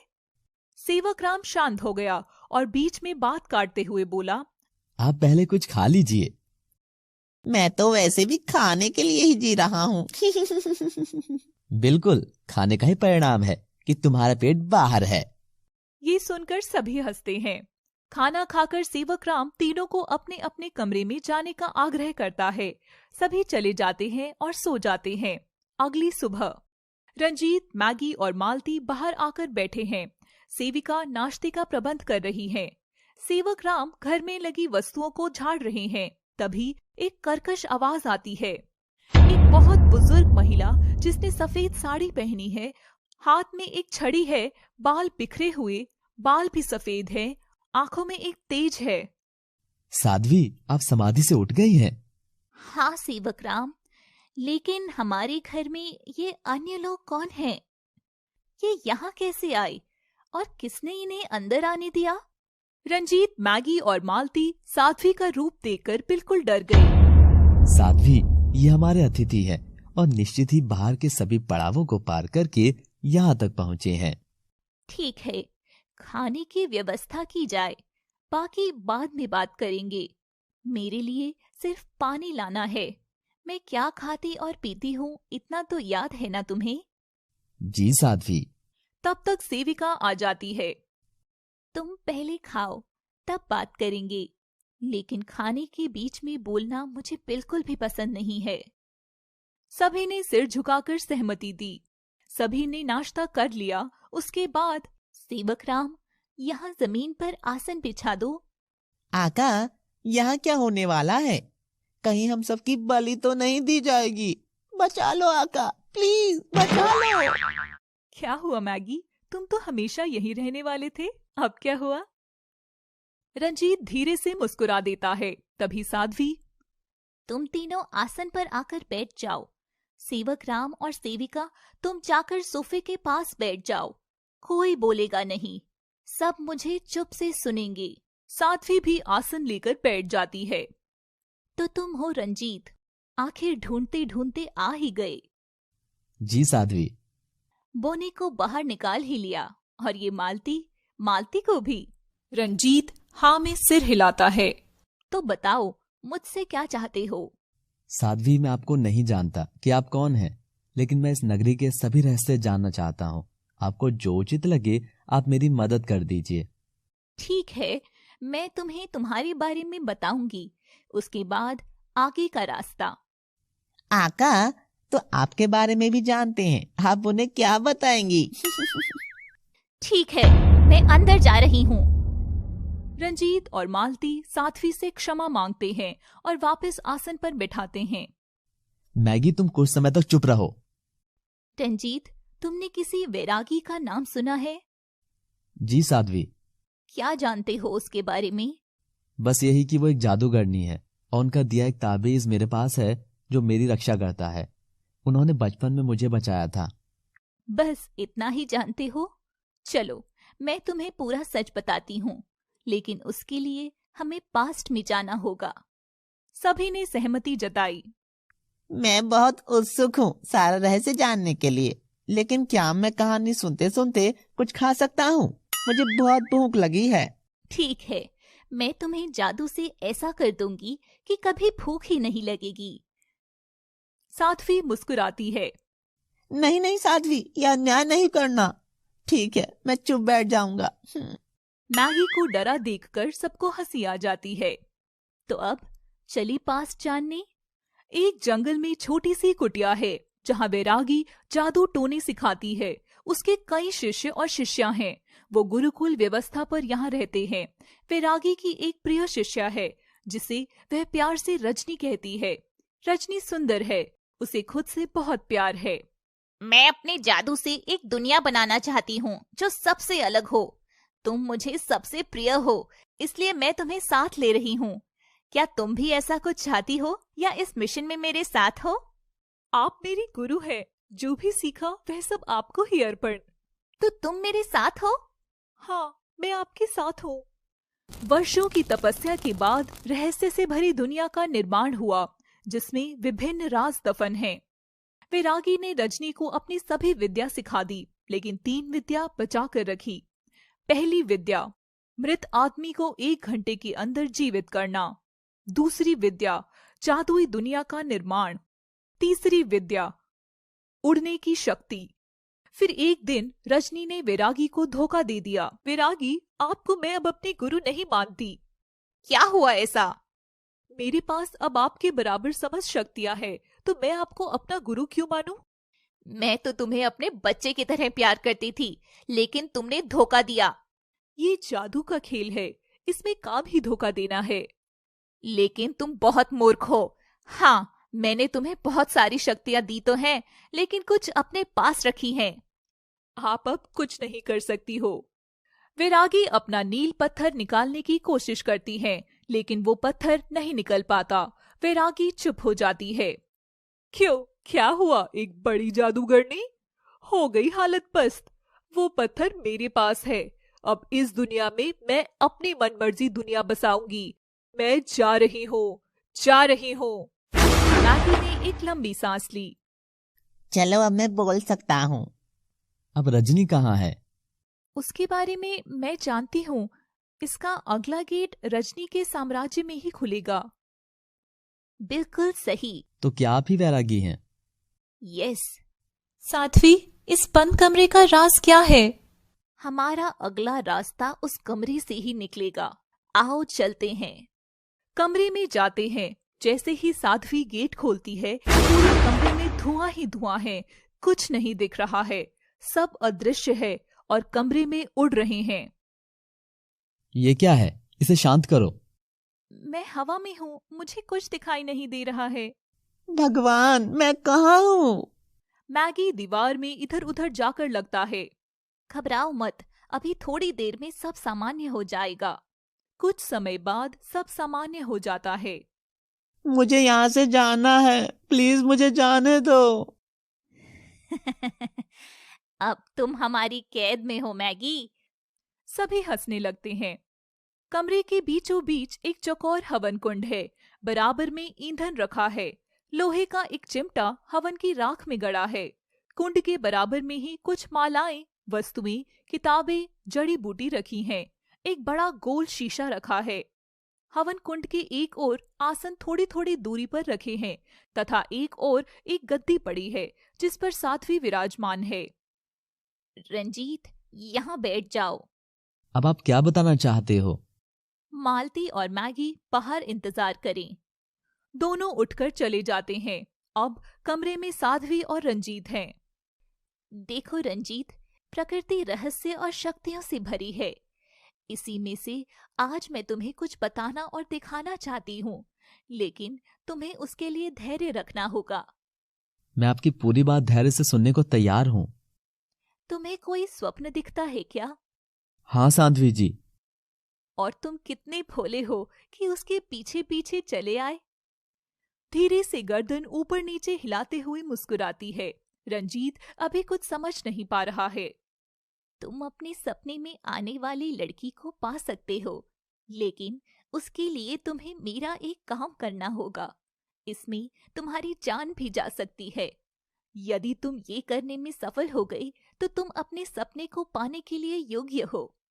तुम्हें एक दूसरे नगर में जाना होगा और वहां से सपने में आने वाले लड़की की एक पाजेब उसके कमरे की अलमारी से निकाल कर लानी होगी। क्या फिर वो सच में मुझे मिल जाएगी? हाँ, तुम एक पाजेब के सहारे उस तक पहुंच सकते हो, क्योंकि उस पाजेब के मिलने से ही उस लड़की पर मेरी शक्तियां काम करेंगी। आप मुझे बता दीजिए कि कैसे जाना है। प्रवास से बाहर निकलकर पश्चिम दिशा में 50 किलोमीटर चलना, वो नगर आ जाएगा और वहां की राजा धन सिंह के यहाँ जाकर तुम पाजेब लाओगे। राजा के यहाँ जाकर क्यों? क्या वो राजा की बेटी हैं? हाँ रंजीत, वो एक राजकुमारी है। ठीक है, मैं भी निकलता हूँ। रंजीत मैगी और मालती को चलने के लिए साथ बुलाता है, लेकिन मालती अब आगे नहीं जाती। मालती को तुम वापस आते में ले जाना, तब तक इसे यहीं छोड़ जाओ। मैं जल्दी ही पाजेब लेकर आता हूँ। अब हम अपनी मंजिल के बहुत करीब हैं। तुम अपना ध्यान रखना, आगे जरूर हम साथ चलेंगे। रंजीत और मैगी साध्वी से विदा लेते हैं और साध्वी के बताए रास्ते पर चल देते हैं। 7 दिन बाद धनबाद नगर में पहुंचने पर रंजीत व मैगी सड़क किनारे एक पेड़ के नीचे अब आराम कर रहे हैं। तभी मैगी रास्ते में जा रहे एक अजनबी से पूछता है, अरे भैया, ये राजा धन सिंह का महल कहाँ है? महल एक ही होता है, क्या तुम्हें अभी तक महल दिखाई नहीं दिया? महल तो दिखा था, लेकिन तब से तुम नहीं दिखे थे। अजीब पागल है।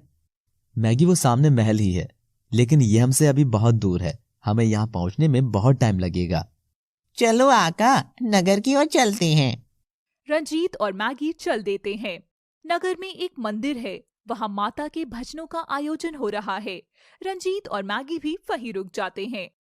पीछे की ओर अंधेरा है, भीड़ है। तभी भीड़ से एक औरत चिल्लाती है, मेरे बच्चे, मेरे बच्चे। भजन बंद हो जाते हैं और सबका ध्यान उस ओर जाता है। चलो आका देखते हैं कि क्या बात है। रंजीत और मैगी वहां जाकर देखते हैं एक 3 साल का बच्चा मंदिर के ही पास बने कुएं में गिर गया है और सभी उसे बचाने का प्रयत्न कर रहे हैं। भागकर रस्सी लाओ। उजाले का प्रबंध करो। तभी गांव के लोग आग की मशालें लेकर आ गए। तब देखा कि बच्चा अभी बीच में ही किसी पॉइंट पर लटका है। आप ईश्वर पर विश्वास कीजिए, आपका बच्चा सही सलामत आपके पास वापस आएगा। रंजीत रस्सी कुएं में फेंकता है, लेकिन बच्चा रस्सी पकड़ नहीं पा रहा। बच्चा डर रहा है और वो खुद बाहर नहीं आ सकता। किसी को नीचे जाना ही होगा। मेरे बच्चे को बचा लीजिए, मैं आपके आगे हाथ जोड़ती हूँ। रस्सी का एक छोर आप पकड़ लीजिए, मैं एक साइड से रस्सी बांधकर नीचे जा रहा हूँ। आप उजाला दिखाते रहना और मुझे खींच लेना। मैं और बच्चा सुरक्षित वापस आ जाएंगे। रंजीत रस्सी से खुद को बांधकर कुएं में धीरे धीरे उतरने लगता है। बच्चे, मैं तुम्हें बचाने आ रहा हूँ। मैं तुमको ऊपर लेकर आऊंगा। तुम तुम्हारी मम्मी के पास वापस जाओगे बच्चे, बिल्कुल भी मत डरो। प्लीज मुझे बचा लो अंकल, मुझे ऊपर आना है। मैं आ रहा हूँ बेटा। रंजीत नीचे जाकर बच्चे को गोद में उठा लेता है और गांव वाले और मैगी ने मिलकर उनको बाहर निकाल लिया। आपका बहुत बहुत धन्यवाद, आपने मेरी गोद सूनी होने से बचा ली। भगवान आपकी हर मनोकामना पूरी करे, आप हर काम में सफल हो। लेकिन तभी दूसरी ओर से गांव के लोग भागते हुए एक भेड़िए के पीछे आ रहे हैं। सभी के हाथ में मशाले हैं। गांव की भीड़ चिल्ला रही है, पकड़ो पकड़ो। अब क्या नई मुसीबत आ गई आका? रंजीत भागकर देखता है कि भेड़िए के मुंह में एक छोटा बच्चा है, जिसे मुंह में दबाए वो भागा चला जा रहा है। मैगी और रंजीत भी गांव वालों के साथ दौड़ते हैं। पकड़ो पकड़ो, अरे ये भेड़िया तो मुझसे भी तेज भागता है। बहुत तेज स्पीड से भेड़िया भागकर गांव की बाउंड्री पार कर देता है। सभी गांव वालों के साथ गांव की बाउंड्री के पहले ही मैगी और रंजीत रुक गए। गांव के सभी लोग रोने लगे। आज फिर हमने अपने एक बच्चे से हाथ धो दिया है। हे ईश्वर, ऐसा कब तक चलेगा? कब तक बच्चे उस भेड़िया राक्षस के मुंह का निवाला बनते रहेंगे? और कब तक यूं ही माएं अपने बच्चों के जीवन की अनिश्चितता में जिएंगी? जब धरती पर पाप बढ़ जाता है तो कोई ना कोई मसीहा भगवान जरूर भेजते हैं। अब पाप की कोई सीमा नहीं रह गई, इससे ज्यादा कुछ बुरा नहीं हो सकता है। क्या कोई मुझे बताएगा कि आखिर इस गांव में चल क्या रहा है? एक भेड़िया पिछले कई सालों से गांव के हर बच्चे को जंगल में ले जाता है और वापस वो बच्चा नहीं मिलता। आए दिन हम सब झेल रहे हैं। तो आप भेड़िए के पीछे क्यों नहीं गए? मारे जाएंगे, सब मारे जाएंगे। ये डरावना जंगल है और इसमें हम खेती भी नहीं करते। इसमें जो भी जाता है वापस नहीं आता। मैं जाऊंगा इसमें। सभी गांव वाले रंजीत को मना करते हैं कि रात बहुत हो गई है, तुम परदेसी हो, जिंदा नहीं लौटोगे, जिसका कलंक भी हम ही पर लगेगा। हम तुम्हें ऐसा नहीं करने देंगे। रंजीत भागकर जंगल के अंदर कदम रख देता है और गांव वाले पीछे से चिल्ला रहे हैं, वापस लौट आओ, वापस लौट आओ। सभी गांव वाले रंजीत को वापस बुलाने की कोशिश करते हैं, लेकिन रंजीत आगे बढ़ता है। रुको आका, मुझे भी साथ आना है। मैगी, तुम गांव में ही रहो, वहां तुम्हारी भी जान को खतरा हो सकता है। कुछ भी हो आका, लेकिन मैं आपके साथ आ रहा हूँ। मैगी भी जंगल में चला जाता है। बबुल के कांटे भरे पेड़, बेरी, झाड़ियां और पीपल और बरगद के पेड़ों ने जंगल को घेर लिया है। किसी के वहां न जाने से जंगल और भी सुनसान हो गया है। मैगी, हमें तेज तेज दौड़ना होगा और जल्दी से उस भेड़िए के पास पहुंचना है, कहीं हमारे पहुंचने से पहले कोई अनहोनी ना हो जाए। ऐसा कुछ नहीं होगा आका, भगवान पर विश्वास रखो। जंगल में हर ओर से रास्ता जा रहा है। आका, यह अनेक रास्ते हैं, कैसे पता हो कि भेड़िया किस ओर गया है? जल्दी से मशाल जलाओ, हम उसके पद चिन्हों को देखेंगे। मैगी मशाल जलाता है। आका, ये देखो, पूर्व दिशा की ओर को संकेत है। शायद नहीं मैगी, वो बड़े बड़े पांव हैं, शायद किसी और के हैं। फिर जंगल में थोड़ा आगे जाकर कुछ पदचिन्ह मिलते हैं। ये लगभग 3-4 जानवरों के निशान है, लेकिन भेड़िया तो अकेला ही भागा था। मैगी, हमें इस ओर जाना होगा। बेशक यहाँ से कई जानवर गए हैं, लेकिन भेड़िया भी जरूर यहीं से गया है। रंजीत व मैगी पद चिन्हों के पीछे पीछे चलते हैं। अरे वाह, मुझे तो एक तलवार भी मिल गई। इसे मुझे दो, और कोई भी चीज मजाक नहीं समझो, या हर चीज का एक मतलब है। रंजीत तलवार लेता है। ये तलवार या तो किसी शासक की है जिसे इन जानवरों ने मार दिया है, या इस जंगल में कोई आदमी है। तुम जल्दी जल्दी दौड़ो, यहाँ जरूर कोई राज है। भयंकर आवाजों के साथ तेज हवा चल रही है और एक डायन की कर्कश आवाज जंगल में गूंज रही है। मैं बहुत दिनों से भूखी हूँ, आज मैं जरूर कुछ ना कुछ खाऊंगी। और वो देखो, 2 लोग आ रहे हैं। अच्छा भोजन बनेगा, मैं इनको खाऊंगी। आका, यहाँ तो कोई चुड़ैल है। हिम्मत रखो, जरूर यहाँ कोई डायन है। आ जाइए, मेरी भूख मिटाने के लिए तुम्हारा खुद चले आना मुझे बहुत पसंद आया। तुम्हारा इस जंगल में स्वागत है। तुम हमें नहीं खा सकती, हट जाओ रास्ते से, वरना अंजाम बुरा होगा। अच्छा, तो तुम्हें सबक सिखाना ही पड़ेगा। डायन कुल्हाड़ी लेकर रंजीत पर वार करती है, लेकिन रंजीत साइड से बच निकलता है और तब मैगी डायन को एक रस्सी से बांध देता है। यही तुम्हारी सही जगह है, अब तुम इस पेड़ के नीचे ही बंधी रहोगी। बहुत डरा रही थी। हमें सारा राज उगल दो, वरना मैं तुम्हें अभी काट दूंगा। मुझे बांधकर खुद को ज्यादा बड़ा समझ रहे हो। तुम मेरा कुछ नहीं कर सकते, मैं तुम्हें कुछ नहीं बताऊंगी। रंजीत गुस्से से उठकर तलवार डायन के गले पर रख देता है। बताती है या नहीं, या काट दूं तुझे? आका, इतना पूछना ही क्यों है? काट दो, काट दो। रुको रुको, मैं बताती हूँ, मैं सब सच बताती हूँ। डायन रोने लगती है। मैं कोई डायन नहीं हूँ, ना मैं कोई चुड़ैल हूँ। मैं तो बस यहाँ अपने पापों की सजा भोग रही हूँ। रंजीत तलवार नीचे रख लेता है। कैसे पाप? क्या किया है आपने? और यदि आप डायन नहीं हैं, तो फिर कौन है आप? और इस डरावने जंगल में कैसे रह सकती हैं? रंजीत ने सवालों की बारिश ही कर दी। गांव वालों ने मेरे बेटे को डंडों से पीट पीट कर मार दिया था और मुझे गांव से बाहर निकाल दिया था।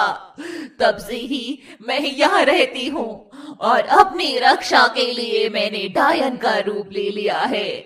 लेकिन तुम दोनों इस जंगल में क्या कर रहे हो? तुमसे मिलने आए। एक भेड़िया गांव के बच्चे को उठा लाता है, हम उसके पीछे पीछे आए हैं। मैं उसका रास्ता जानती हूँ और उसके बारे में सब जानती हूँ। तुम आगे जाओ, तुम्हें और भी रहस्य मिलेंगे। वापस लौटते हुए तुम मुझे जरूर लेने आओगे। रंजीत और मैगी उसी रास्ते से जा रहे हैं और आगे जाकर एक झोपड़ी है और उसके बाहर लंबी लंबी लकड़ियों से आग जल रही है। आग के पास ही 3 डरावने आदमी बैठकर ताप रहे हैं। झोपड़ी के पास एक कुंड है जिसमें कुछ मृत शरीर हैं, साथ में कुछ बड़े डिब्बे रखे हैं जिनके अंदर खून भरा हुआ है। ओह, तो तुम आ ही गए पीछे पीछे। बाकी भी सभी हंसते हैं। मैगी और रंजीत एक दूसरे का मुंह देखते हैं। तुम कौन हो और वो भेड़िया कहाँ है? मैं ही हूँ भेड़िया, बोलो क्या करोगे? सभी डरावने आदमी जोर जोर से हंसते हैं। वो बच्चा मुझे दे दो। नहीं मिलेगा और हम तुम्हारा भी खून पी जाएंगे। तब तक मैगी दोनों आदमी को अपने कब्जे में लेकर उनके ऊपर एक बड़ा पत्थर रख देता है और भेड़िया बने आदमी के हाथ बांधकर आग के पास ले आते हैं। आका, तो ये बच्चा वापस करता है या इसको भी आग में भून देते हैं? तुमने कहा कि तुम भेड़िया हो, लेकिन तुम भेड़िया कैसे हो सकते हो? जल्दी बताओ। हम तीनों को गांव से धक्के मारकर बाहर किया गया है। हमारा गांव में घुसना मना है। हमारे बच्चों को मारा गया, इसलिए हमने भेड़िए का डर फैलाकर इस जंगल को अपना बना लिया। और बच्चे कहाँ हैं? क्रोध में हमने बच्चों को मारकर खून पीना शुरू कर दिया था, लेकिन अब हम ऐसा भी नहीं करेंगे। हमें माफ कर दो। बच्चा लौटा दो। भेड़िया बच्चे का पता बता देता है। मैगी जाकर बच्चा उठा लाता है। तुम्हारे पाप माफी के लायक नहीं है, मैं तुम्हें जिंदा नहीं छोड़ूंगा। तीनों को तलवार से काट देता है। तभी डायन भी वहां आ पहुंचती है और जमीन पर गिर जाती है। आका, ये तो मर गई। हाँ, इसे किसी जहरीले सांप ने काट लिया है। रंजीत और मैगी बच्चे को लेकर गांव की ओर चलते हैं। बच्चा ले जाकर गांव वालों को दे दिया और जंगल में फिर से खेती चालू कराई। अगली सुबह राजा धन सिंह का महल। कितना सुंदर महल है। अब इसमें पाजेब लेने और जाना है, उसके बाद सीधा अपनी मंजिल पर। लेकिन जिंदगी कितने मोड़ लेती है आका। हाँ, सो तो है, कुछ नहीं पता कब क्या होना है। अब महल के अंदर घुसने का प्रबंध कीजिए। हमें पीछे वाले रास्ते से जाना होगा। पीछे वाले रास्ते से महल में घुसकर रंजीत और मैगी दो नौकरों को बेहोश करके उनके कपड़े छीन लेते हैं और महल में बिंदास घूम रहे हैं। मैगी को देखकर हंसते हुए कहता है, ये राजा साहब को भी पता नहीं क्या हो गया है, आजकल बौने को भी नौकरी पर रखने लगे हैं। मैगी और रंजीत राजकुमारी के कमरे का पता लगाने में कामयाब हो जाते हैं और उसमें प्रवेश करते हैं। वाह, क्या कमरा है, सब कुछ कितना अच्छा है। जल्दी से वो पाजेब ढूंढवाओ। रंजीत राजकुमारी की अलमारी खोलता है और सारा सामान इधर से उधर फैल जाता है। रंजीत के हाथ में कुछ है, लेकिन तभी वहां किसी की उपस्थिति होती है और रंजीत और मैगी के होश उड़ जाते हैं। रंजीत मैगी को छुपने का इशारा करता है और रंजीत व मैगी जल्दी से छुप जाते हैं। वह व्यक्ति सफाई वाला है जो राजकुमारी के कमरे की सफाई करने आया है। अब उसने राजकुमारी के कमरे को ऐसा फैला हुआ पाया तो वह क्रोधित होने लगा। आजकल राजा साहब भी बिल्कुल पागल हो गए हैं, सारा सामान इधर उधर फेंक कर चले गए हैं। अब मुझे ही साफ करना पड़ेगा ये सारा।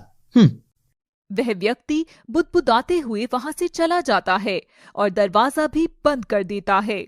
रंजीत और मैगी बाहर निकलकर आते हैं और दरवाजा खोलने की कोशिश करते हैं। ये दरवाजा क्यों नहीं खुल रहा है? लगता है वो बाहर से बंद कर गया है। आका, अब बाहर कैसे निकलेंगे? सोचने दो कुछ। तभी किसी के आने की आहट होती है। इस बार जो भी अंदर आएगा उसका मुंह दबा लेंगे और हम यहीं छुप जाते हैं, ठीक है? ठीक है, अब मैं वो कपड़े ले आता हूँ। रंजीत और मैगी दरवाजे के पीछे छुप जाते हैं और दरवाजा खोलकर एक व्यक्ति अंदर आता है। रंजीत उसका मुंह कपड़े से बंद कर देता है, जिसके कारण वे बेहोश हो जाता है और मैगी वापस से दरवाजा बंद कर देता है। आका, यहाँ से अब भाग चलते हैं। लेकिन पाजेब तो पाई नहीं। अब बाद में खोज लेंगे। ये सफाई कर्मचारी है, वैसे भी इसको खोजने यहाँ कोई नहीं आएगा। आका, आप इसका चेहरा तो देखो, मुझे तो ये सफाई कर्मचारी नहीं लगता। ओह नो, ये कैसे हो सकता है? ये कौन है? आका, इसके वस्त्र और आभूषण तो शाही लग रहे हैं। हाँ, इसके कपड़ों से तो मुझे यही राजा लग रहा है। आका, राजा के होश में आने से पहले ही हम यहां से भाग चलते हैं। नहीं मैगी, आज तक कभी किसी भी परेशानी से डरकर नहीं भागा हूं, बल्कि मैंने उसका डटकर सामना किया है। मैं यहां से भी अब कहीं नहीं जाऊंगा। कुछ समय बाद राजा को होश आ जाता है और राजा रंजीत को अपना दास समझ लेता है। वो पकड़ा गया क्या? कौन? वही जिसने मुझ पर अभी हमला किया था। राजा ने मुझे पहचाना नहीं है और अपना नौकर समझ रहा है। वो तो बचकर भाग निकला। सैनिक उसके पीछे गए हैं, शायद जल्दी ही पकड़ा जाए। ये कमरा फैला हुआ है, इसका मतलब वो चोरी करने के इरादे से आया था। जी, ये भी हो सकता है। तुम कौन हो? मैं यहां सफाई करता हूं। ठीक है, तुम जल्दी से कमरा साफ कर दो और अच्छे से बंद करके बाहर आ जाओ। राजा ये बोलकर बाहर चला जाता है और रंजीत व मैगी इस बार पूरे अधिकार के साथ कमरे को साफ करने के बहाने पाजेब खोज रहे हैं। एक कड़ी मशक्कत के बाद रंजीत को पाजेब पा जाती है। मुझे लगता है यही है वो पाजेब। आका, अपने लिए भी कुछ देख लेते हैं। अब तो उस पाजेब वाले को ही देखना है। दोनों हंसते हैं और कमरे से बाहर निकल जाते हैं। रंजीत और मैगी पाजेब पाकर इतने खुश हैं कि उन्हें अब महल में किसी की परवाह ही नहीं है और वह दोनों बेखौफ घूम रहे हैं। तभी वजीर की नजर मैगी पर पड़ जाती है और रंजीत वजीर को देखकर एक पर्दे के पीछे छुप जाता है। मैगी अभी भी अपनी मस्त चाल में चल रहा है और वजीर मैगी के सामने आकर खड़ा हो जाता है, लेकिन मैगी अभी ख्वाबों में ही खोया हुआ है। ए बौने, कौन हो तुम और महल के अंदर कैसे आए? अरे तुम अलग हटो। वजीर को यह सुनकर गुस्सा आ जाता है और वह मैगी को उठाकर पास ही पड़ी मेज पर खड़ा कर लेता है। मैगी फिर सपने से बाहर आता है और देखता है कि व्यक्ति हाथ में तलवार लिए खड़ा है और गुस्से से उसे देख रहा है। मैगी चारों ओर नजर दौड़ाता है, लेकिन उसे दूर तक भी रंजीत नहीं दिखता। मेरे प्रश्न का जवाब दो। ये आका कहाँ चले गए हैं? क्या सोच रहे हो? मैंने कुछ पूछा है। मुझे कुछ याद नहीं है कि मैं कौन हूँ और यहाँ कैसे आया। अच्छा, तुझे राजा साहब के पास ले चलता हूँ, वहां तुझे सब याद आ जाएगा। वजीर मैगी को राजा के पास ले जाने लगता है और पीछे से वजीर भी चुपके से चलने लगता है। राजा सिंहासन पर बैठा है। आज हम पर जानलेवा हमला हुआ, उस व्यक्ति को जल्द से जल्द हमारे सम्मुख हाजिर किए। तभी वहां वजीर आता है। ये किसके बच्चे को तुम दरबार में लिए चले आ रहे हो? ये बच्चा नहीं है, बौना है ये, जो बाहर से आया है और अपने बारे में कुछ बता भी नहीं रहा है। क्या पता इसी बौने ने आप पर हमला किया हो। दरबार में सभी हंसने लगते हैं। तुम इतने बड़े मूर्ख कैसे हो सकते हो? ये बौना हम पर हमला कर पाएगा क्या? क्या मैं इतना कमजोर हूं? जाओ वहां पे छोड़ दो इसे। वजीर भी भरे दरबार में बेइज्जती होने के कारण बहुत दुखी हो गया है और उसे मन ही मन मैगी पर और अपनी मूर्खता पर गुस्सा आ रहा है। वजीर मैगी को दरबार से बाहर ले आता है। इस बौने की वजह से आज मेरी बहुत बेइज्जती हुई है, मैं इसे ऐसे ही तो नहीं जाने दूंगा। वजीर मैगी को जेल में डाल देता है और मैगी आज कुछ भी नहीं बोलता क्योंकि वह रंजीत के गायब हो जाने से दुखी है। उसके मन में नए नए ख्याल आ रहे हैं। आका, मुझे छोड़कर चले गए या किसी ने उनको भी तो जेल में नहीं डाल दिया? मैगी इसी कश्मकश में जेल में इधर से उधर डोल रहा है। दूसरी तरफ राजा व रानी बातें कर रहे हैं और रंजीत वहां से मैगी को बचाने के लिए गुजर रहा है, लेकिन वह बात सुनने के लिए रुक जाता है। हमारी बेटी को पहले ही हमसे दूर कर दिया गया और आज मुझ पर भी जानलेवा हमला हुआ। ये क्या कह रहे हैं आप? मेरी बेटी को वापस ले आओ। मैं भगवान से प्रार्थना कर करके हार चुकी हूँ। मैं सच कह रहा हूँ। अगर उसका मुझे पता होता तो मैं जरूर ले आता, लेकिन कैसे लाऊं? राजा और रानी दोनों रोने लगते हैं। यह सुनकर रंजीत की भी आंखें भर आती हैं। वह फैसला कर लेता है कि वो राजा से बात करेगा, लेकिन पहले मैगी को छुड़ाएगा। रंजीत मैगी को छुड़ाने पहुंच जाता है। मैगी जेल में उदास बैठा है। रंजीत को यह देखकर बहुत दुख होता है और वह मैगी को धीरे से आवाज देता है। रंजीत को देखकर मैगी की आंखों में चमक आ जाती है। आका, आप आ गए? हाँ, मैं आ गया हूँ मैगी। आप मुझे छोड़कर कहाँ चले गए थे? मैं छोड़कर कहीं नहीं गया था, मैं तुम्हारे साथ साथ ही घूम रहा था। चलो अब जल्दी से बाहर आ जाओ। गेट तो खोलो आका। रंजीत जेल का ताला तोड़कर मैगी को बाहर निकाल लेता है, लेकिन जैसे ही दोनों पीछे मुड़ते हैं तो देखते हैं कि पीछे 2 सिपाहियों के साथ वजीर खड़ा है। असली चोर पकड़ा गया, अब मैं अपनी बेइज्जती का बदला लूंगा। रंजीत के ऊपर सिपाही वार करते हैं, लेकिन रंजीत पर इसका कोई भी असर नहीं होता है। रंजीत सिपाहियों को मार देता है और वजीर को वहीं पर बंधक बना देता है। ये तुम सही नहीं कर रहे हो, राजा साहब तुमको नहीं छोड़ेंगे। रंजीत और मैगी हंसते हुए आ जाते हैं। चलो आका, अब जल्दी से यहाँ से भाग चलते हैं। नहीं मैगी, मेरे पास अभी एक और काम बचा है। क्या काम बाकी है अब? मुझे यहाँ के राजा से मिलकर जाना होगा। आपको जैसे तैसे तो रास्ता मिला है, अब खाई मत खोदो। अंजाम जो भी हो, लेकिन मैं जाऊंगा। रंजीत राजा के पास पहुंच जाता है और मैगी भी साथ है। राजा पीछे मुड़कर देखता है कि एक नवयुवक और साथ में वही बोना है। तुम वापस यहाँ? बोने, तुम वापस आ गए? मैं खुद नहीं आया, आका जबरदस्ती लाए हैं। आका? कौन आका? रंजीत मैगी को चुप रहने का इशारा करता है। मैं आपको सब सच बताता हूँ। मैं और मैगी आपके महल में चोरी छिपे ही घुसे थे, लेकिन उसके पीछे का उद्देश्य गलत नहीं था। तुम देखने से तो चोर नहीं लगते हो। मैं चोर हूं भी नहीं। फिर क्यों आए तुम महल में? आपकी कोई बेटी है? यह सुनकर रानी अचानक से रो पड़ती है और खुद को संभालने की बहुत कोशिश करती है, लेकिन कर नहीं पाती। हाँ, लेकिन अब... बीच में रोकते हुए, मैं जानता हूँ। क्या जानते हो तुम? तुम कोई बहरूपिया हो, क्योंकि पूरे नगर को पता है कि मेरी बेटी का अपहरण हो गया है। आप गलत समझ रहे हो। रंजीत पाजेब निकालकर राजा के हाथ में दे देता है। ये पाजेब? अच्छा, तो तुम ये चुराने आए हो? जानते भी हो कि मेरी बेटी को ये कितनी प्रिय थी। अभी भी है। रंजीत राजा को सारी बात बता देता है।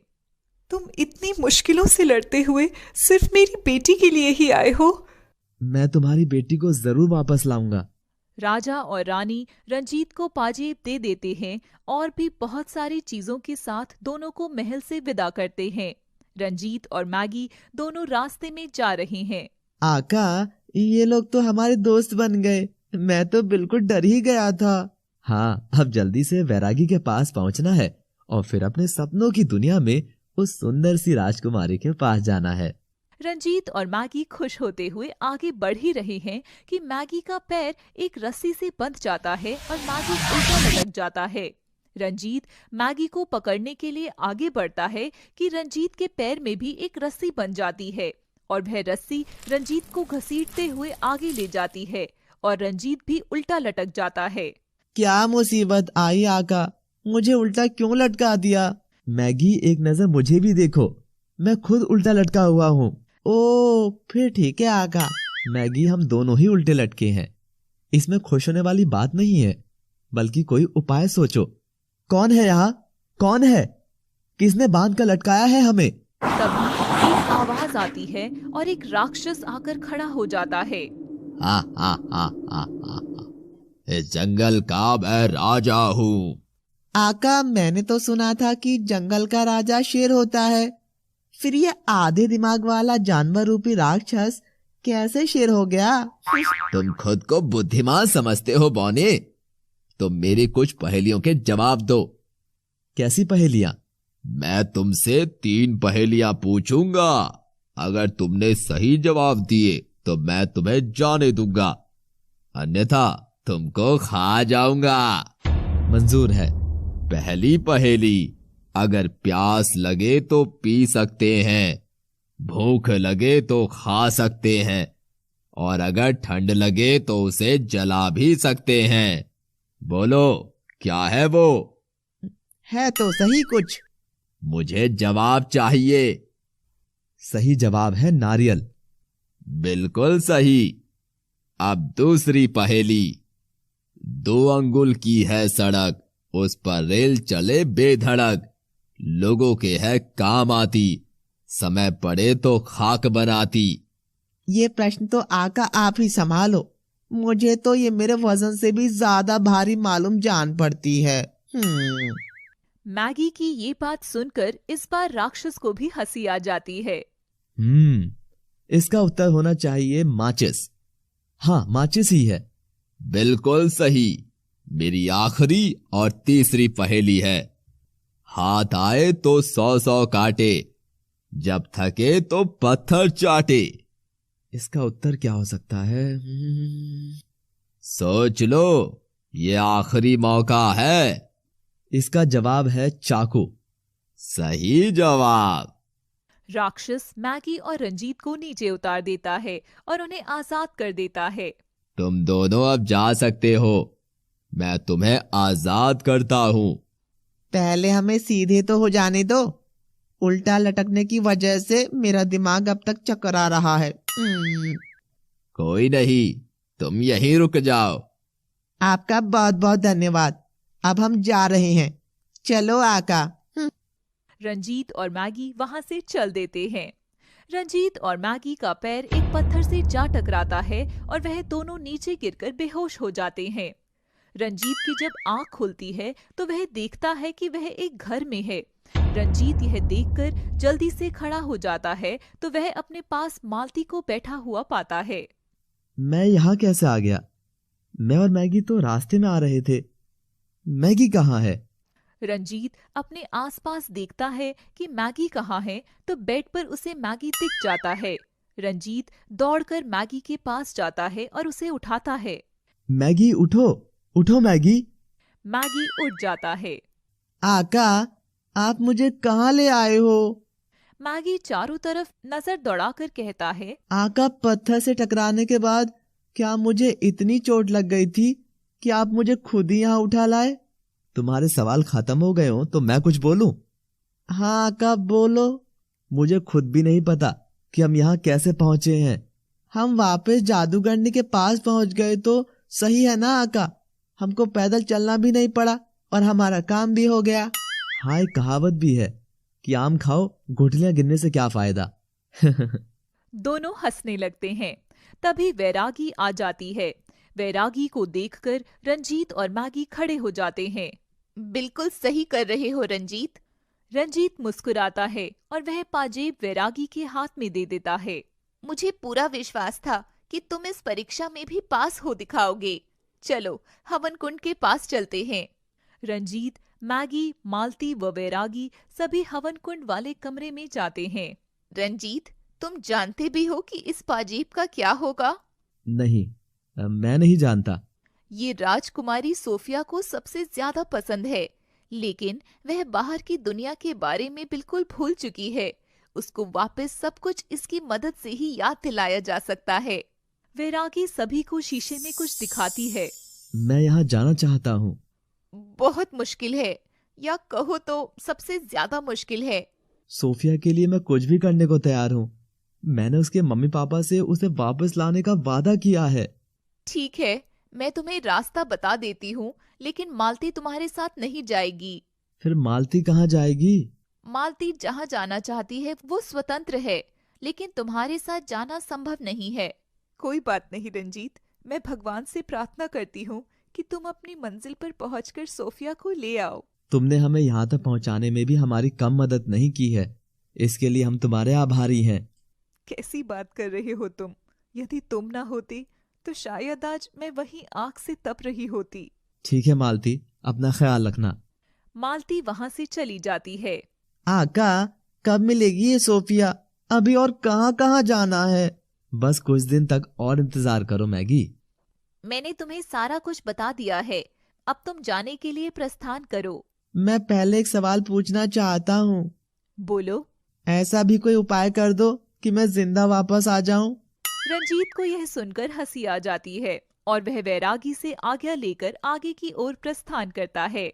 आका, सोचो अगर आपको उस पहेली के जवाब नहीं आते तो हम उस जगह ही लटके रहते। तुम तो सच में ही लटकवा देते वहाँ। इस बार अगर कुछ भी ऐसा हुआ तो मैं देखूंगा, आप कुछ नहीं करोगे। ठीक है, मैं चुपचाप खड़ा रहूंगा। एक दिन बाद रंजीत और मैगी चलते चलते एक झोपड़ी के बाहर आ गए हैं जो बहुत ही टूटी फूटी है। सोफिया इस टूटी फूटी झोपड़ी में क्या करेगी? आगे चलते हैं। ये जादुई नगरी है मैगी, हम यहाँ चलकर देखेंगे। ठीक है आका, पहले मैं जाऊंगा। मैगी अंदर जाता है लेकिन बहुत जल्द ही उसे बाहर फेंक देता है। रंजीत झोपड़ी के गेट पर देखता है तो बस देखता ही रह जाता है। आप ही संभालो आका, पता नहीं क्या है इसमें जिसने मेरी कमर तोड़ कर रख दी है। मैं एक मायावी पक्षी को देख पा रहा हूँ। मायावी पक्षी जो दिखने में विशाल, उसका रंग नीला व काला है, आंखें गोल व लाल हैं, लेकिन पक्षी बार बार अपना आकार बदल रहा है। हाँ का, ये तो सच में ही मायावी है। सारी अकड़ निकल गई। रंजीत जादू से एक धनुष बाण मंगाता है और पक्षी पर चलाता है। पक्षी अपने आकार को छोटा बड़ा कर लेता है, जिसके कारण तीर पक्षी की आंख में नहीं लग पाता। तुम जैसा तुच्छ प्राणी मुझे कैसे मार पाएगा? रंजीत कुछ नहीं बोलता और अपनी रणनीति बदलकर निशाना लगाता है। पक्षी अभी भी घमंड में हंस रहा होता है। रंजीत तीर छोड़ता है और वह जाकर सीधा पक्षी की लाल आंखों में लगता है, जो आग की तरह चमकती हैं। पक्षी नीचे जाकर गिर जाता है। आका, ये डरावना पक्षी मर गया क्या? अच्छा, तुम्हारा प्रिय पक्षी था ये, तभी धक्का मारकर तुम्हें यहाँ भगा दिया। जाओ उसके पास जाकर देख लो। आका, पहले ही कमर टूटी पड़ी है, अब दोबारा जाने की हिम्मत नहीं है। डरो मत मैगी, वो अब मर चुका है। आओ अंदर चलते हैं। रंजीत और मैगी झोपड़ी के अंदर जाते हैं, लेकिन वहाँ उन्हें झोपड़ी में एक दरवाजा दिखता है। आका, इस झोपड़ी में तो कुछ नहीं है। एक और दरवाजा है मैगी, जाओ इसे खोलकर तो देखो। आका, ये मुझसे नहीं हो पाएगा, मैंने पहले ही गलती कर दी थी। कोई बात नहीं, मैं खोलकर देखता हूँ। रंजीत दरवाजा खोलता है तो वह देखता है कि आगे भी एक झोपड़ी है। रंजीत और मैगी झोपड़ी में जाते हैं। वाह आका, यहाँ तो कोई नहीं है। कहीं ऐसा तो नहीं है कि हम गलत रास्ते पर आ गए हो? ध्यान से देखो मैगी, एक और दरवाजा है। आका, ये दरवाजे नहीं, मुझे तो मौत का मुंह लग रहे हैं। कहीं मैं किसी का निवाला ना बन जाऊं। तुम डरो मत मैगी, मैं तुम्हारे साथ हूँ। रंजीत ये दरवाजा भी खोलता है, लेकिन उसे इस बार भी कुछ नहीं दिखता। आका, यहाँ भी कुछ नहीं है। चलो वापस चलते हैं। रंजीत और मैगी जैसे ही बाहर आने के लिए वापस दरवाजे पर आते हैं, तभी झोपड़ी की छत से बहुत सारे जंगली मानव हाथों में तीर और तलवार लिए आ जाते हैं। वे कुछ अजीब सी आवाजें निकाल रहे हैं और नाच रहे हैं। मेरा तो अभी नृत्य देखने का मन भी नहीं है, फिर क्यों ये लोग नाच रहे हैं? ये नृत्य नहीं है मैगी, युद्ध का आगाज है। तभी उन जंगली मानवों का सरदार आता है और रंजीत पर धनुष चलाता है। रंजीत इस बार एक दूसरे मानव के पीछे खड़ा होकर बच जाता है। रंजीत अब संभल गया और वह अपनी जादुई तलवार मंगाता है।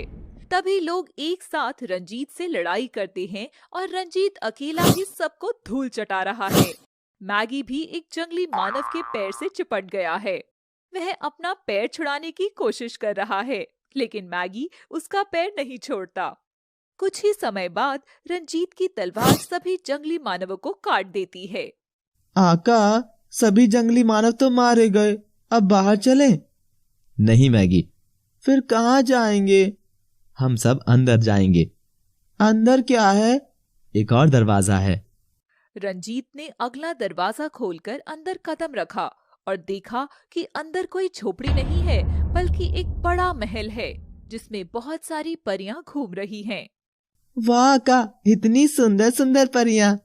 हाँ मैगी, ये जगह भी तो बहुत सुंदर है ना। आका, इनमें से सोफिया कौन सी है? सोफिया? कौन सोफिया मैगी? आका, आप वैरागी की बात भूल गए। कौन वैरागी? आज तुम्हें क्या हो गया है मैगी? ये कुछ भी बोले जा रहे हो। वर्तमान में जियो और जीने दो। रंजीत इस महल में आने के बाद अपना उद्देश्य भूल गया है और वह यहाँ क्यों और कैसे आया है उसे कुछ याद नहीं। मैगी ने उसे बार बार याद दिलाने की कोशिश की, लेकिन रंजीत को कुछ भी याद नहीं आ रहा है। तभी कुछ परियां आकर रंजीत को अपने साथ ले जाती हैं। मैगी भी पीछे पीछे जा रहा है। रंजीत को यहाँ का वातावरण, सुख सुविधा बहुत अच्छे लगे। आका, यहीं रुकने का इरादा है क्या? ये जन्नत है मैगी, जन्नत। और यहाँ से मैं कहाँ जाऊंगा? ये तो मेरा घर है और ये इतनी सारी परियां मेरी सेवा में लगी हैं। ना जाने अब क्या होगा। मैगी ऐसा कहकर दूर जाकर बैठ गया। मैगी को वहीं भोजन आदि की व्यवस्था हो गई और मैगी भी आराम से घूमने लगा। शाम को कुछ तैयारियां होने लगी। ये महल तो पहले से ही बहुत खूबसूरत है और सुंदर सजावट हुई है। फिर अब ये किसकी तैयारियां चल रही हैं? कोई आने वाला है क्या? इस महल की महारानी आने वाली है। हम सब दासी हैं। प्रतिदिन शाम को महारानी यहाँ आती है और हम सब उनके स्वागत में नृत्य गान का आयोजन करते हैं। अरे वाह, जिस महल की दासी इतनी खूबसूरत है, वहाँ की महारानी कितनी खूबसूरत होगी। मैं उन्हें देखना चाहता हूँ। थोड़ा सा इंतजार कीजिए। वैसे आका, आपने एक काम तो अच्छा किया कि आप यहाँ रुके।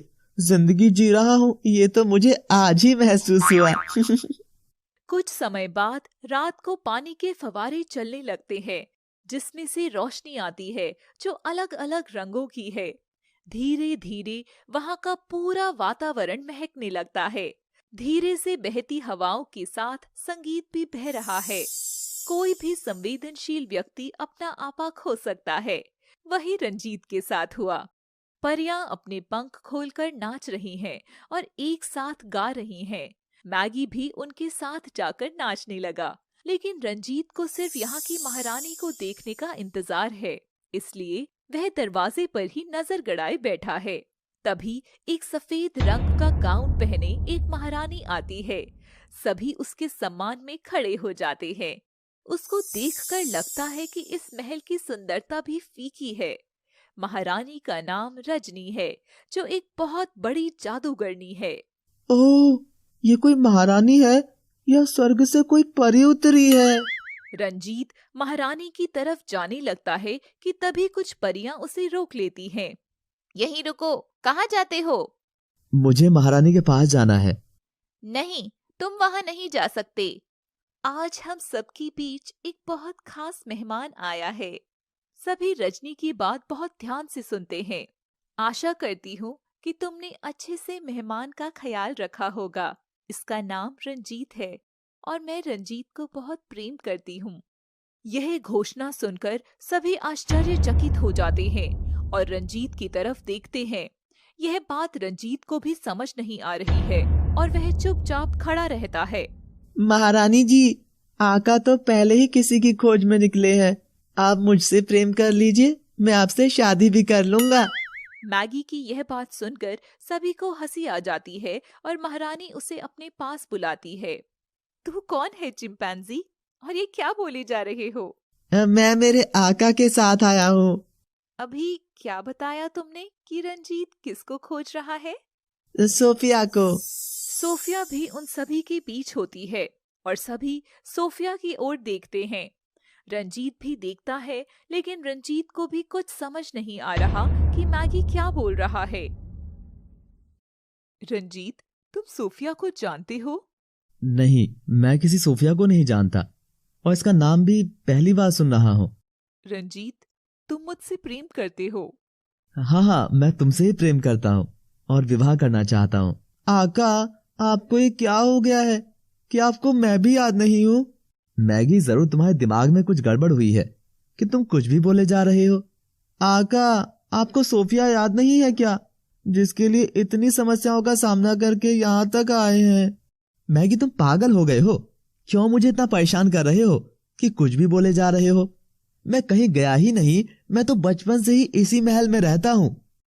सोफिया, जो इस महल की महारानी से भी ज्यादा खूबसूरत है, वह भीड़ से बाहर निकलकर आती है और बोलती है, मैं ही सोफिया हूँ।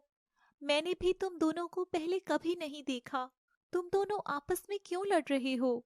रंजीत ने जब सोफिया की ओर देखा तो वह अपने होश ही भूल गया और वह मन में सोचने लगा कि इसे तो मैंने पहले कहीं देखा है।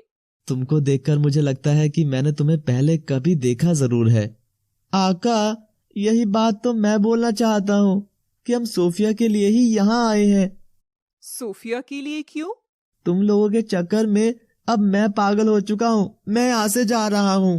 मैगी गुस्से में दूर जाकर बैठ जाता है और रंजीत भी उसके साथ चला जाता है। सभी परियां अपनी अपनी जगह चली जाती हैं और महारानी रजनी मैगी और रंजीत को वहीं खड़े होकर देख रही हैं। मैंने रंजीत को तो जादू से सब कुछ भुलवा दिया। अब इस मैगी की याददाश्त को कैसे खत्म करूं? बस कल का दिन और बीत जाए, फिर तो इस मैगी को हवा में उड़ा दूंगी और रंजीत हमेशा के लिए मेरा हो जाएगा। और बेचारी सोफिया। महारानी ऐसा कहकर वहां से चली जाती है। दूसरी तरफ, आखिर ये माजरा क्या है? ये रंजीत और मैगी कौन है जो मेरे लिए यहाँ आए हैं? और ये मुझे कैसे जानते हैं? जबकि रंजीत को कुछ याद नहीं और मैगी मुझे सब कुछ बता रहा है। मुझे मैगी से बात करनी ही होगी ताकि सच सामने आ सके। मैगी रंजीत से बात नहीं कर रहा है और नाराज होकर बैठा है। क्या हुआ मैगी, कुछ बताओगे भी?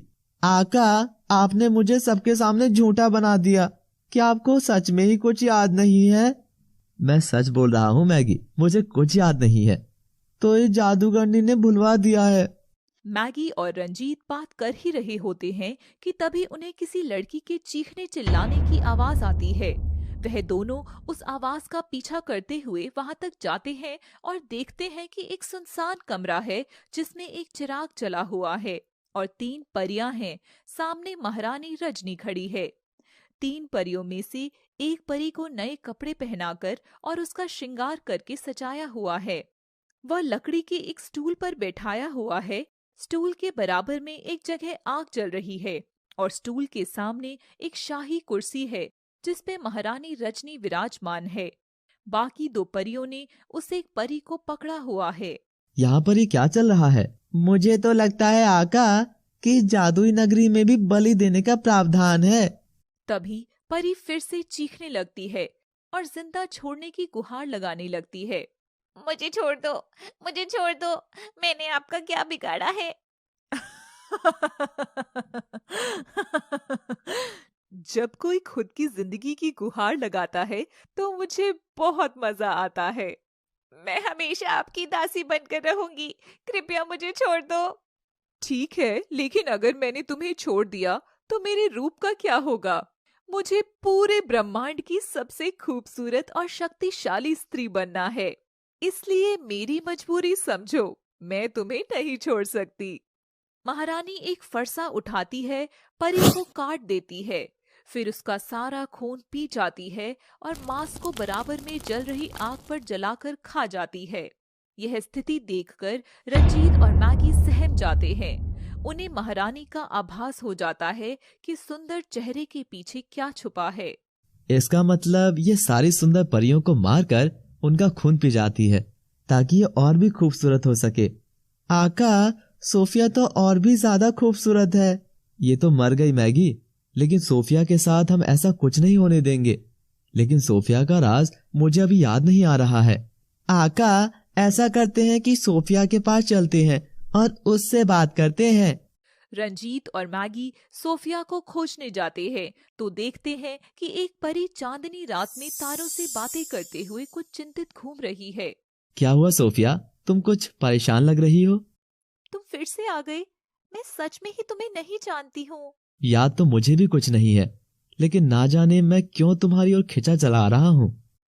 मैं भी तुम्हारे पास आने वाली थी। ओह सच? क्योंकि मैगी को मेरे बारे में कैसे पता है, मैं बस ये जानना चाहती थी। मैं तो तुम्हारे बारे में बहुत कुछ जानता हूँ। सोफिया, पहले तुम इस महल के बारे में कुछ बताओ। आज मैंने यहाँ कुछ देखा है। वो तो राज ही होता है रंजीत, मेरा नंबर भी जल्दी ही आएगा। ऐसा कभी नहीं हो पाएगा। ये बहुत ज्यादा खतरनाक है और मेरा नंबर कल ही है। क्या? हाँ, यहाँ सभी के नाम के साथ उनकी मौत का दिन भी लिखा हुआ है। लेकिन तुम्हें तो अभी धनबाद भी वापस जाना है। धनबाद? ये शब्द मुझे कुछ सुना सुना लगता है। जरूर सुना होगा, क्योंकि तुम्हारा घर है वहाँ। मेरा घर तो यही है। तभी रंजीत को याद आता है कि वैरागी ने उसे कोई राख दी थी कि ये सोफिया के माथे पर लगा देना, उसे उसका घर याद आ जाएगा। रंजीत जल्दी से वह राख निकालता है और सोफिया के माथे पर लगा देता है। जैसे ही राख सोफिया के माथे पर लगती है, उसे अपने मम्मी पापा, धनबाद की सारी बातें याद आ जाती हैं और सभी सहेलियां याद आ जाती हैं। हाँ हाँ, मुझे सब याद आ रहा है मैगी। मुझे यहाँ पर कैसे लाया गया? मेरे पापा मेरे बिना कैसे रह रहे होंगे? माँ तो रो रो कर पागल ही हो गई होगी। सोफिया सारी बातें याद करते करते खुद ही रोने लगती है और जब रंजीत उसे संभालता है तो रंजीत की जेब से पायल गिर जाती है, जिसे सोफिया उठाकर देखती है तो उसे याद आता है कि यह तो उसकी पायल है जिसे वो अपने कमरे में रखा हुआ छोड़ आई थी। ये पाजेब कहाँ से मिली तुम्हें? मैं बताता हूँ तुम्हें। मैगी सोफिया को शुरू से अब तक की सारी बातें बताता है, लेकिन रंजीत को अभी भी कुछ याद नहीं आता। सोफिया, फिर तुम यहाँ कैसे पहुंची? मैं एक बार सहेलियों के साथ बाग में घूम रही थी। सोफिया और उसके दोस्त अभी छोटे बच्चे हैं। तभी वहाँ महारानी रजनी आती है। यहाँ आओ प्यारे बच्चों। जी बताइए। तुम कहाँ रहते हो? मुझे तो तुम राजकुमारी लगती हो।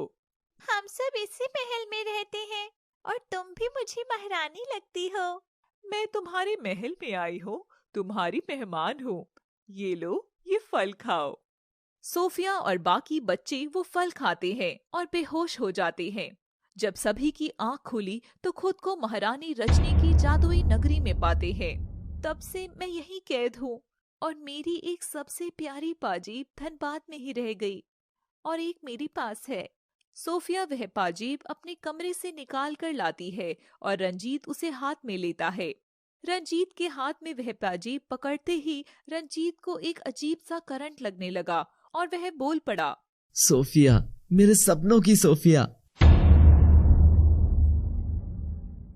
सोफिया, आका, आपको सब कुछ याद आ गया क्या?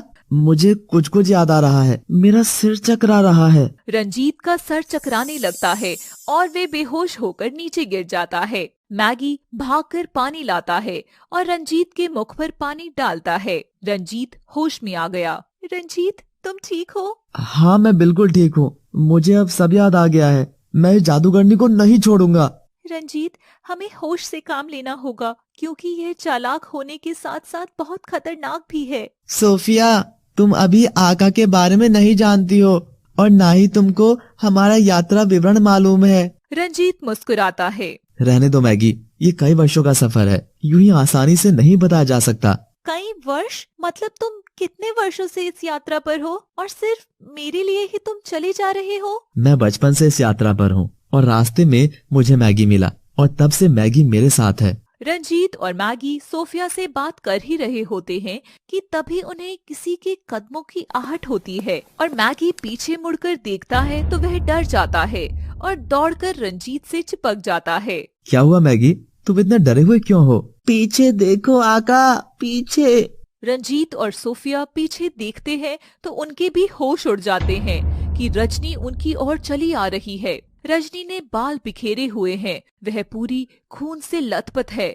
उसके पैरों में चप्पल या सैंडल नहीं है। उसके हाथ में एक कटा हुआ हाथ है जिसको खाते हुए वह आ रही है। रजनी का यह रूप देखकर सभी डर जाते हैं और वहां से दूर भागने लगते हैं, लेकिन रजनी उनका पीछा ही नहीं छोड़ रही है। सोफिया रंजीत को सुरंग का एक रास्ता बताती है और वह सुरंग में उतर जाते हैं, लेकिन उनके चारों ओर उन्हें सिर्फ रजनी ही दिखाई देती है। वह तीनों एक जगह ठहर जाते हैं। मैगी और सोफिया ने अपनी आंखें बंद कर ली और दोनों रंजीत से चिपक कर खड़े हो गए। आका, बचा लो आका, ये तो बहुत ही भयंकर है। अब तक हमने अच्छे से पंगा ले लिया था, लेकिन ये तो बिल्कुल ही अलग है।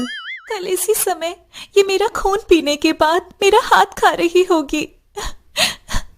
सोफिया ऐसा कहकर रोने लगती है। तुम घबराओ मत, मेरे होते हुए ऐसा कुछ नहीं होगा। वैरागी ने रंजीत को अपनी कुछ शक्तियां दी थी और रंजीत उनका प्रयोग करता है। रजनी वहां से गायब हो जाती है। रंजीत मैगी और सुजुका को लेकर सुरंग के रास्ते एक गुफा में पहुंचता है और वहीं रात गुजारता है। अगली सुबह अब क्या होगा? तुम घबराओ मत, अब तो हम सब सुरक्षित हैं। तुम नहीं जानते मैगी कि इस जादुई नगरी का रिमोट कंट्रोल रजनी के हाथ में है और समय होने पर हम स्वयं उसके मुंह का निवाला बनने उसके पास चले जाएंगे। वैसे ये लड़कियों को मारती क्यों है? ताकि सबसे सुंदर हो सके। तुम घबराओ नहीं, शाम होने दो और शाम को तुम खुद इसके पास जाना। तुम पागल हो क्या? आज रजनी का अंत करना है और मैं तुम्हारे साथ रहूंगा। बातें करते हुए शाम हो जाती है और फिर गायन का आयोजन हर रोज की तरह ही होता है और रंजीत मैगी व सोफिया को भी वहाँ ले जाता है। रजनी आज भी बहुत प्रसन्न घूम रही है और फिर उसकी नजर रंजीत पर पड़ती है। वह रंजीत को पास बुलाती है, लेकिन रंजीत उसके पास नहीं जाता। रजनी खुद उठकर आती है और रंजीत का हाथ पकड़कर ले जाने लगती है। रजनी रंजीत के साथ नाचना चाहती है, लेकिन रंजीत रजनी को एक तेज थप्पड़ मारता है। थप्पड़ की गूंज सभी के कानों में सुनाई देती है और यह देखकर नृत्य गायन रुक जाता है। रजनी अपना अपमान देखकर क्रोध से भर गई है और अपने जादू से रंजीत को जानवर बनाने की कोशिश करती है, लेकिन रंजीत पर कोई शक्ति असर नहीं करती। रंजीत, मैं तुझसे प्रेम करती हूँ, इसलिए अभी तक छोड़ा हुआ है, वरना मैं तेरा भी खून पी जाती। रजनी मैगी को अपने हाथ पर उठा लेती है और मैगी चिल्लाता है, आका आप तो बच जाओगे, ये खून की प्यासी चुड़ैल मेरा खून पी जाएगी, मेरे में है ही कितना खून, बचा लो। अब तेरे आका के मुंह में दही जम गया है। इसे छोड़ दो रजनी। ओह, मुझे भी अब याद आया है कि मैंने मैगी को उठाकर बेवकूफी की। मुझे तो आज रंजीत की प्यारी सोफिया का खून पीना है। रजनी दोनों परियों को आदेश देती है कि सोफिया की बलि देने का जल्द से जल्द इंतजाम किया जाए। वह दोनों परियां जाती हैं और स्टूल व फरसा लेकर आ जाती हैं। रंजीत, देख तू आज कि कैसे मैं तेरे सामने ही सोफिया को तड़पा तड़पा कर मारती हूँ। सोफिया को स्टूल पर बिठाया जाता है और फिर बहुत अच्छे से उसे सजाया जाता है। मेरे महल की सबसे सुंदर लड़की सोफिया है और निश्चित ही मैं इसे मारकर संपूर्ण ब्रह्मांड की सबसे सुंदर स्त्री बन जाऊंगी। ओए पागल जादूगरनी, सोफिया को कुछ मत करना, नहीं तो मैं तेरा पूरा साम्राज्य मिटा दूंगा। तू अपनी आंखों से सोफिया को मिटते हुए देखेगा और मेरा कुछ नहीं कर पाएगा। रजनी अपने जादू से सबको जिंदा मूर्ति यानी स्टैचू बना देती है और सोफिया उसे रहम की भीख मांगती है, लेकिन रजनी इस समय बिल्कुल पागल हो चुकी है और खून पीने के अलावा उसे कुछ नहीं दिख रहा है। रजनी मंत्र पढ़ते हुए सोफिया को मारने के लिए फरसा सिर के ऊपर उठाती है। यह देखकर सबकी आंखें बंद हो जाती हैं। रजनी ने जैसे ही फरसा ऊपर उठाया, उसके फरसे को किसी ने रोक लिया और वह फरसा बीच में ही रुक गया। रजनी ने उसे चलाने की कोशिश की, लेकिन फरसा हवा में ही टंग जाता है। कौन है यहाँ, कौन है? कोई आवाज नहीं आती है। मैंने पूछा कि कौन है यहाँ जिसने मेरी शक्तियों को चुनौती देने की कोशिश की। रजनी को एक आवाज आती है, लेकिन दिखता कोई नहीं है। क्यों इतनी जल्दी भूल गई कि मैं कौन हूँ? आवाज तो मुझे जानी पहचानी लग रही है। अपनी गुरु को भूल गई? बहुत बढ़िया। वैरागी सामने आ जाती है और उसे देखकर रंजीत और मैगी की आंखों में चमक आ जाती है। हाँ, वैरागी, वही वैरागी जिसे तूने धोखा दिया था और एक झूठी निर्दयी जादुई दुनिया बनाई थी, और आज मैं इस दुनिया को नष्ट कर दूंगी। अगर तेरे पास कुछ होता तो तू पहले ही मेरे पास आ जाती। लेकिन चल सही है, तुझे भी तो मुक्ति मिल जाएगी। वैरागी सोफिया को स्टूल से उठा देती है और महल में उपस्थित सभी लोगों को साधारण बना देती है और वैरागी अपना पत्थर वापस ले लेती है, जिसकी सहायता से वह उस झूठी दुनिया को खत्म कर देती है और खूबसूरत दिखने वाला वो महल एक साधारण जंगल में परिवर्तित हो जाता है। सभी लोग आजाद हो जाते हैं। वैरागी रजनी को उस स्टूल पर बिठा देती और वह फरसा लेकर रजनी को काट देती है। यह देखकर सभी तालियां बजाते हैं और खुश होते हैं। इस लड़की को मैंने ही जादूगरनी बनाया था, लेकिन मुझे इस बात का बिल्कुल भी अंदाजा नहीं था कि ये लड़की सब पर इतना अत्याचार करेगी। आज मैंने इसे खत्म कर दिया। अब तुम सब आजाद हो, जाओ जियो अपनी जिंदगी। सभी परियां अपने घर के लिए लौटती हैं और रंजीत, मैगी व सोफिया वैरागी के पास आते हैं और उनकी आंखों में कृतज्ञता का एक भाव है। तभी वैरागी मुस्कुराती है और पीछे की ओर इशारा करती है। सभी पीछे मुड़कर देखते हैं कि सोफिया के मम्मी पापा और रंजीत की माँ आ चुके हैं। रंजीत और सोफिया दौड़ कर जाते हैं। सोफिया के मम्मी पापा बहुत खुश होते हैं और रंजीत को बार बार धन्यवाद देते हैं। रंजीत की माँ भी उसे वापस पाकर बहुत खुश होती है और मैगी रंजीत के साथ ही उसके घर जाता है। सभी खुशी खुशी अपने घर लौट जाते हैं।